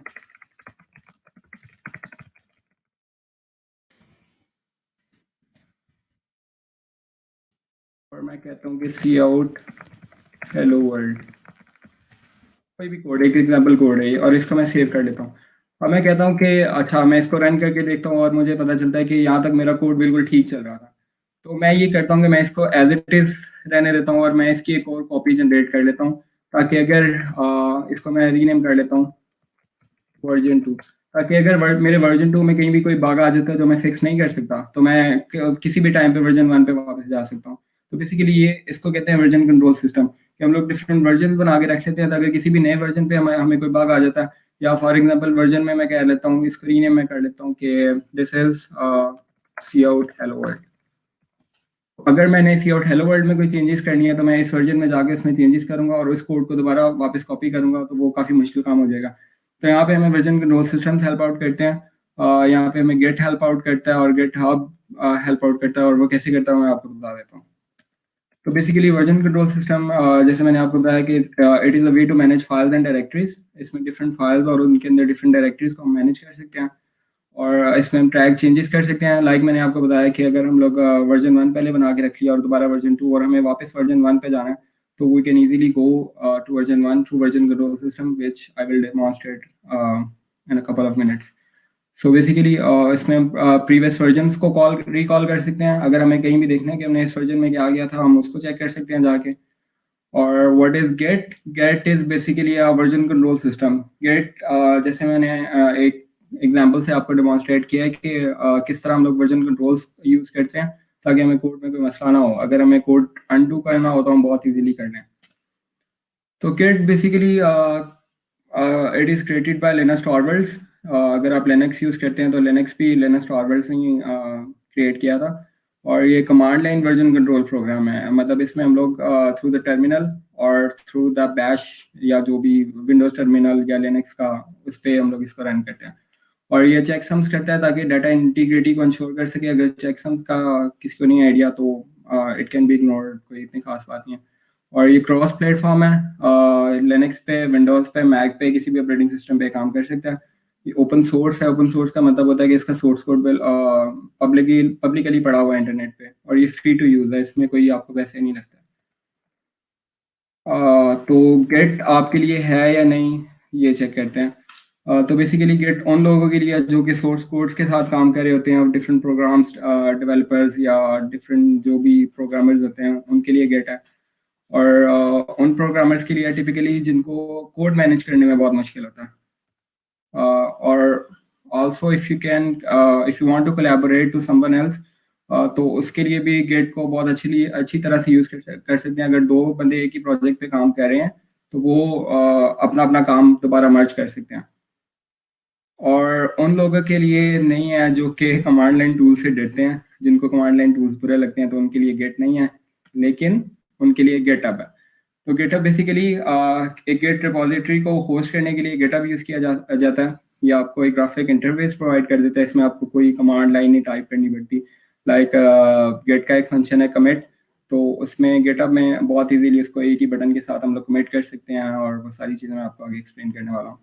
और इसमें यूज़र्स कोलैबोरेट कर सकते हैं फ्रॉम एनीवेयर। इसको कहते हैं ओपन सोर्सिंग, कि अगर मैंने कोई प्रोग्राम बनाया है तो मैं उसको ऑनलाइन डाल देता हूँ, और अगर कोई और मेरी इसमें कोलैबोरेट करना चाहता है तो वो बहुत इजीली कोलैबोरेट कर सकता है। इसी तरह अगर 2 और more person are working in same team, तो वो भी आपस में बहुत इजीली गिटअप के थ्रू कोलैबोरेट कर सकते हैं। तो गिटअप मेक्स गेट सोशल, मतलब आप डिफरेंट जगहों से डिफरेंट लोग इस पर कोलैबोरेट कर सकते हैं बहुत इजीली, और ये फ्री टू स्टार्ट है, इसके लिए आपको कोई पैसे नहीं चाहिए होते। So now we would be talking about the concepts in Git. So what is a repository? जैसे मैंने यहाँ पे एक फोल्डर बनाया था प्रोजेक्ट के नाम से, ठीक है, और इसमें मैं अपने सारी कोड फाइल्स डाल लेता हूँ। अगर इसमें मैंने कोई नया फोल्डर बनाना हो, सब folder, like for example header files का मैं यहाँ पे फोल्डर बनाता हूँ, तो this project would be a repository. जो ये प्रोजेक्ट फोल्डर है ये रिपोजिटरी, और इसमें डिफरेंट फोल्डर्स, फाइल्स, और इसमें मैं इमेजेस रख सकता हूँ, इसमें मैं डिफरेंट फाइल्स रख सकता हूँ, वीडियोस रख सकता हूँ, डेमो फाइल्स रख सकता हूँ, रीडमी वगैरह सारी वो इसमें मैं डाल सकता हूँ। तो I would call this project folder a repository. तो इसी तरह गिटहब में भी, गिट और गिटहब दोनों में एक रिपोजिटरी हम लोग बनाते हैं जो कि एक सिंगल प्रोजेक्ट को ऑर्गेनाइज करने के लिए यूज होती है। रिपोजिटरी कैन कंटेन सब folders, images, files, videos etcetera. So basically repository एक चलिए गेटअप पे जाके एक इसका लाइव डेमो कर लेते हैं कि रिपोजिटरी को कैसे क्रिएट किया जा सकता है। It is as simple as creating a folder. मैं यहाँ पे github.com पे आ गया हूँ, मैंने साइन अप कर लिया, साइन इन कर लिया, और टॉप राइट कॉर्नर में मेरे पास एक प्लस का बटन है। अगर मैं इस प्लस के बटन को प्रेस करता हूँ तो यहाँ पे मेरे पास एक ऑप्शन आता है न्यू रिपोजिटरी का। मैं न्यू रिपोजिटरी क्रिएट कर लेता हूँ और इसका मैं यहाँ नाम दे देता हूँ IWD इंट्रो टू GitHub, और ये मेरी एक रिपोजिटरी बन जाती है। इसको मैं पब्लिक करना चाहता हूँ या प्राइवेट रखना चाहता हूँ। अगर मेरा कोई ऐसा कोड है तो मैं चाहता हूँ कि कोई ना देखे तो उसको मैं प्राइवेट रखूँगा। अगर मैं इसको पब्लिकली अवेलेबल करना चाहता हूँ तो इसको मैं पब्लिक कर लूँगा। अगर आपने रीडमी फाइल डालनी है तो वो भी डाल सकते हैं। अगर कोई लाइसेंस आपके पास है उस कोड का तो वो भी कर सकते हैं। और then you click on create a repository. तो बेसिकली ये हमारे पास एक रिपोजिटरी बन गया और इसने सारी कमांड लाइंस दे दी हैं कि अगर आप गेटअप नहीं भी यूज़ करना चाहते तो आप कमांड लाइंस के थ्रू इसको कैसे क्लोन और इसको अपने इसमें कैसे कंप्यूटर में रख सकते हो। तो बेसिकली अगर हम इसमें डिफरेंट कोड्स इंपोर्ट करना चाह रहे हैं तो हम इसको किसी और रिपोजिटरी से इसमें कोड भी इंपोर्ट कर सकते हैं और ये आपकी एक रिपोजिटरी बन जाती है। इसमें फर्दर कौन कौन से फंक्शन होते हैं वो मैं आपको बताता हूँ। तो बेसिकली एक फॉर्किंग का फंक्शन होता है। फॉर्क ये होता है कि अगर आपने किसी और की रिपोजिटरी पे कोलैबोरेट करना है तो आप बजाय इसके कि आप न्यू रिपोजिटरी बनाओ और सारा कोड उसकी उधर से उठा के इसको कॉपी करो और फिर दोबारा उसके जाके उसके कोड में कोलैबोरेशन करो, तो बजाय इसके कि गिटहब एक फंक्शन प्रोवाइड करता है फॉर्क का। लाइक अगर मैं यहाँ पे किसी और की रिपोजिटरी में चल जाता हूँ, यहाँ पे मैं कोई भी hello world, this is for searching the repositories or codes। तो यहाँ पे मैं रिपोजिटरी में क्लिक करता हूँ और ये किसी की रिपोजिटरी पड़ी हुई है। तो बेसिकली इसको यहाँ पे फॉर का मेरे पास ऑप्शन आ रहा है। अगर मैं इसको फॉर करता हूँ और इसमें अपनी प्रोफाइल चूज कर लेता हूँ तो ये सारी रिपोजिटरी मेरे इसमें कॉपी हो गई है, मेरे अकाउंट में कॉपी हो गया। ये हारे 741 मेरा अकाउंट है और इसमें रिपोजिटरी कॉपी हो गई है। तो अब अगर मैं इसमें कोई भी कोलैबोरेशन यहाँ पे करूँगा तो ये उस को नहीं शो होगी जिसकी मैंने ये रिपोजिटरी कॉपी की है। तो अगर मैं यहाँ पे कोई भी फाइल ऐड करता हूँ या मैं कोई भी इसमें कोई चेंजिंग्स करता हूँ तो वो अभी इसको नहीं शो होगी।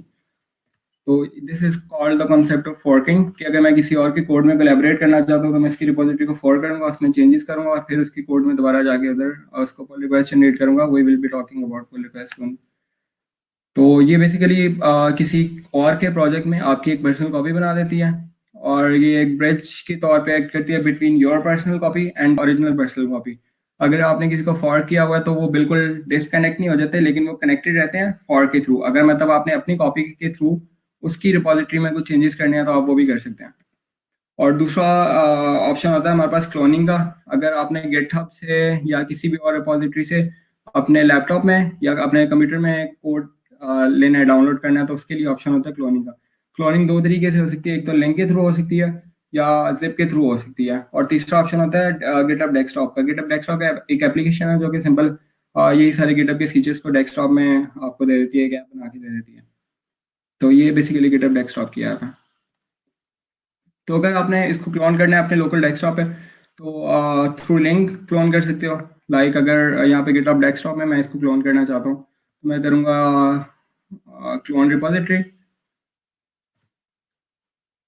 यहाँ पे मैं इसका लिंक कॉपी करूँगा, इसको मैं यहाँ पे URL क्लोन करना चाहता हूँ, इसको मैं पेस्ट करूँगा, अपनी पाथ यूज़ करूँगा और यहाँ पे क्लोन करूँगा तो वो मेरे लोकल कंप्यूटर में सारी वो रिपोजिटरी डाउनलोड हो जाएगी।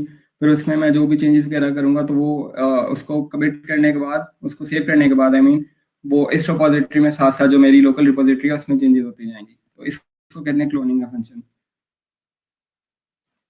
देन मूविंग फॉरवर्ड,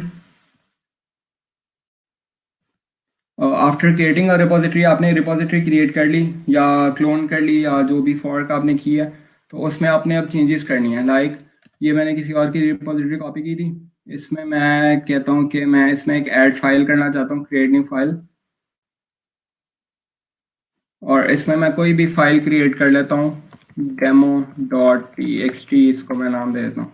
और यहाँ पे मैं इस फाइल में दे देता हूँ this is a demo of intro to Git and GitHub.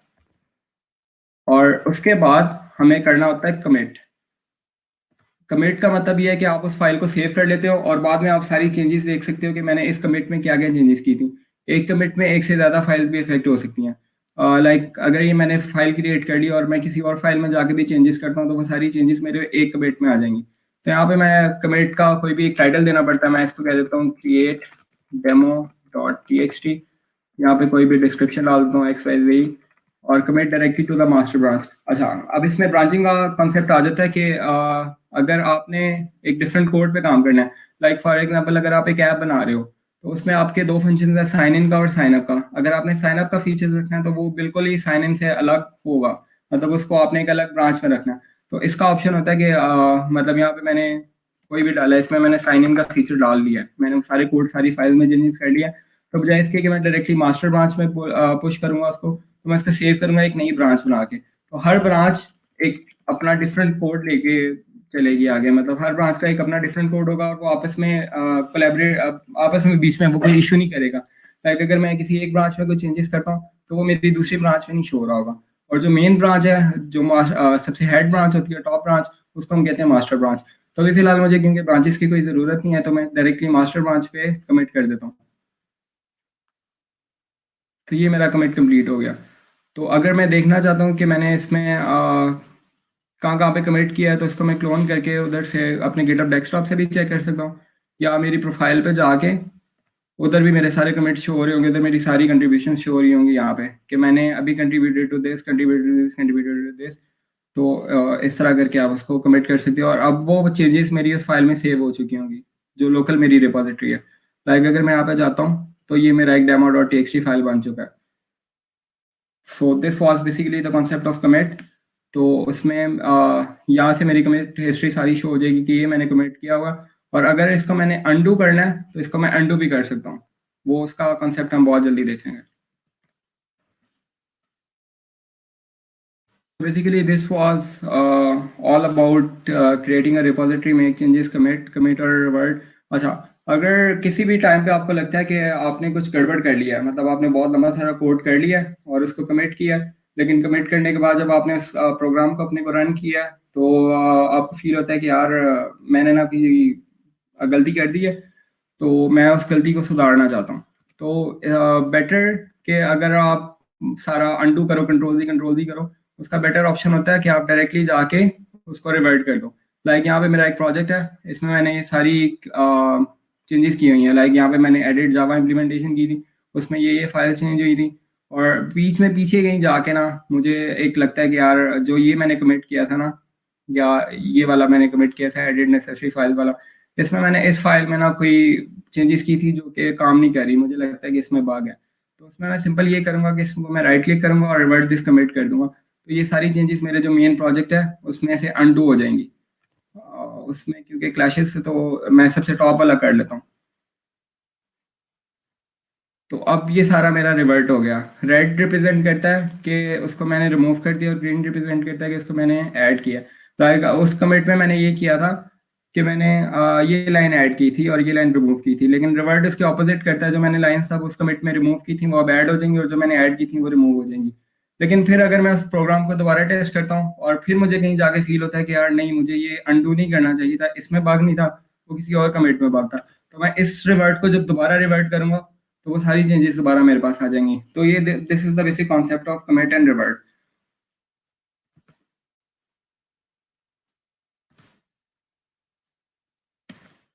Branching का कॉन्सेप्ट मैंने आपको बता दिया। Branch is basically unique set of code changes with a unique name. आप कोई भी एक नेम रख लेते हो एक ब्रांच का। अगर फॉर एग्जांपल मैंने साइनअप का फंक्शन डालना है तो मैं एक साइनअप की ब्रांच बना लेता हूँ, उसमें साइनअप का सारा कोड लिख लेता हूँ और फिर उसको मैं डिफरेंट ब्रांचेस को मर्ज कर सकता हूँ। लाइक मैंने साइन इन की एक अलहदा ब्रांच बनाई थी, उसका सारा कोड कंप्लीट कर लिया था, और मैंने साइनअप की एक अलहदा ब्रांच बनाई थी और उसका सारा कोड कंप्लीट कर लिया था। So now I want to merge those two changes ताकि मैं एक पूरा प्रोजेक्ट कंपाइल कर सकूँ। तो मैं उन दोनों ब्रांचेस को मर्ज करूंगा और then I will generate a pull request. Like for example मैंने यहाँ पे एक कमिट किया था, so I now want to add another commit. मैं यहाँ पे एक फाइल क्रिएट करता हूँ। फाइल का नाम मैं रख लेता हूँ पुल रिक्वेस्ट डेमो, और इसमें मैं कहता हूँ this is a demo of pull request, और इसको मैं एक सेपरेट ब्रांच बना के प्रपोज न्यू फाइल करता हूँ। इस ब्रांच का मैं नाम रख लेता हूँ पुल रिक्वेस्ट डेमो, और वो क्या, अब यहाँ पे वो मुझे ऑप्शन देता है कि create a new branch for this commit and start a pull request. तो पुल रिक्वेस्ट बेसिकली क्या होती है कि मैं एक अपनी ब्रांच में काम करता हूँ और उसको मैं मास्टर को पूछता हूँ कि यार ये मैंने चेंजेस किए हैं, तो अगर तो तुम्हें ये चीज़ें ठीक लग रही हैं तो तुम इसको मर्ज कर दो या फिर इसको डिस्कार्ड कर दो। तो बेसिकली अगर मैं किसी और की रिपोजिटरी में कोलैबोरेट करता हूँ तो मैं इस तरह नहीं करूँगा कि मैं उसको कोड डायरेक्ट जाके इसकी रिपोजिटरी में डाल दूंगा कि यार ये कोड मैंने चेंजेस की थी, और अगर कल को जाके इसकी कोई प्रॉब्लम हो जाती है तो I would be responsible for that. तो मैं इस तरह नहीं करूँगा। गिटहब आपको ये ऑप्शन देता है कि आप सबसे पहले क्रिएट पुल रिक्वेस्ट करो। लाइक मैंने यहाँ पे आपको कमेंट किया था इस ब्रांच से, अब वो कंपेयर करेगा मास्टर ब्रांच से, जो जो चेंजेस होंगी वो फिर जो मास्टर है उसको बता देगा कि ये चेंजेस इस बंदे ने की थी, और अगर आप इसको मर्ज करना चाहते हैं तो इसको आप अपनी मेन रिपोजिटरी में मर्ज कर सकते हो। तो वो जिसकी रिपोजिटरी होगी वो बेसिकली टेस्ट करेगा कि जो जिसने चेंजेस की थी वो चेंजेस ठीक थी, वो मेरा गोल पूरा कर भी रही हैं, अगर कर रही हैं तो वो उसको मर्ज कर देगा। तो यहाँ पे मैं एक पुल रिक्वेस्ट क्रिएट कर लेता हूँ। यहाँ पे पुल रिक्वेस्ट का टाइटल लाना होता है, यहाँ पे कोई भी इसका कमेंट या जो भी आप उसको बताना चाहते हैं कि ये मैंने चेंजेस इस वजह से की हैं, और यहाँ मैं पुल रिक्वेस्ट क्रिएट कर दी। अब बेसिकली एक पुल रिक्वेस्ट क्रिएट होगी। अगर अब इसका, क्योंकि इस रिपोजिटरी का मास्टर भी मैं ही हूँ, तो मुझे यहाँ शो हो रहा है कि यार अच्छा ये एक पुल रिक्वेस्ट थी, उसमें ये कमेंट था और ये चेंजेस उसने की थी, इस कमेंट के रिलेटेड ये पुल रिक्वेस्ट थी, ठीक है, कि पुल रिक्वेस्ट डेमो। यहाँ से मैं जाके देख लूँगा कि अच्छा ये फाइल्स चेंज हुई थी, इसमें ये फाइल लाइन ऐड हुई थी, ये लाइन रिमूव हुई थी। तो मुझे लगता है कि यार अच्छा चलो ठीक है, ये चीज़ मतलब ठीक है, इसमें कोई एरर नहीं है, ये मेरा प्रोग्राम को सही चला रहा है। तो ये मैं मर्ज जब पुल रिक्वेस्ट करूँगा, कन्फर्म मर्ज करूँगा, तो वो उसकी सारी चेंजेस मेरी अब रिपोजिटरी में मर्ज हो गई हैं।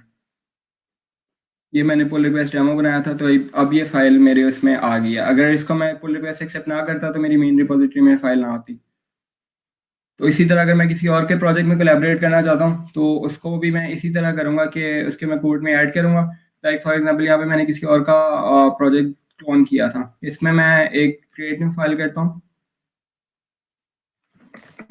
और इसमें मैं कोई भी चेंजेस कर लेता हूँ, और इसको मैं क्रिएट या न्यू ब्रांच बना के propose new file,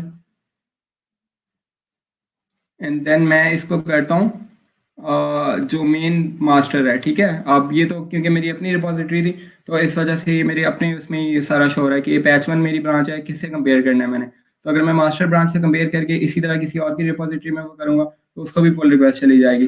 like for example अगर मैं कोई भी एक रिपोजिटरी सर्च करता हूँ, लाइक ये रिपोजिटरी है, अगर इसमें कोई पुल रिक्वेस्ट नहीं, इसमें कोई पुल रिक्वेस्ट नहीं है,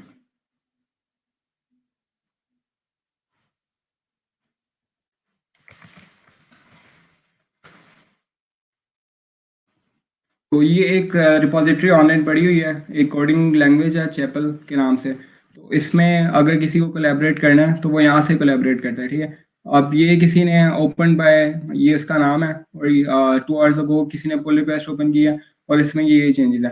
तो अब जो इस रिपोजिटरी का वो होगा, मास्टर होगा, वो इन चीज़ों को चेक करेगा, वो इन चेंजिंग्स को चेक करेगा। अगर तो उसे लगता है कि ये चेंजेस मेरे लिए हेल्पफुल है और ये कोई मेरे लिए एरर नहीं क्रिएट करी, तो इस ब्रांच को इस पुल रिक्वेस्ट को मर्ज जब करेगा तो वो ऑलरेडी इसमें इनकी जो मेन रिपोजिटरी है उसमें खुद ब खुद मर्ज हो जाएगी। So this was the concept of branching and pull request. Pull request का मैंने आपको सारा एक्सप्लेन कर दिया। इसमें यही है कि let you tell others about changes you have post to a branch in a repository, और इसमें आप डिस्कस कर सकते हो potential changes with the collaborators. Like मैंने शो किया कि डिफरेंट लोगों ने किसी भी एक रिपोजिटरी पे अपनी चेंजेस कमिट की हुई हैं और वो पुल रिक्वेस्ट जनरेट करते हैं मास्टर को कि अगर आपको ये चेंजेस ठीक लगती हैं तो आप इसको मर्ज कर दें। और इसमें आप फॉलो अप कमेंट्स डाल सकते हैं, मतलब एक ही पुल रिक्वेस्ट में मल्टीपल कमेंट्स भी हो सकते हैं। Then will move towards issues. GitHub एक और ऑप्शन प्रोवाइड करता है आपको इश्यूज का। लाइक अगर आप किसी और की रिपोजिटरी या किसी और का प्रोजेक्ट डिस्कस कर रहे हो और उसमें आपको लगता है कि कोई बग आ गया है या कोई और चीज़ है, तो आप before committing to that pull request, committing to that repository already, आप ये करते हो कि आप एक न्यू इशू क्रिएट करते हो, उसको बताते हो कि यार ये इशू है, और जितने भी डिफरेंट उसके कोलैबोरेटर्स हैं वो चेक करते हैं कि अगर इस इशू पे पहले से काम हुआ है या नहीं, और अगर पहले से कोई काम कर रहा है तो वो उसमें नीचे जाके कमेंट कर देता है कि यार I am already working on this.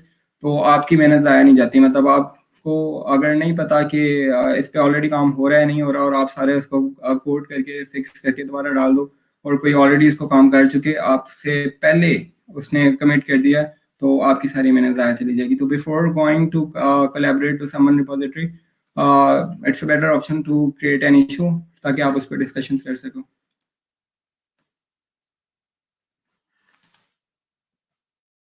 And then if you have some questions, you can post it on comments.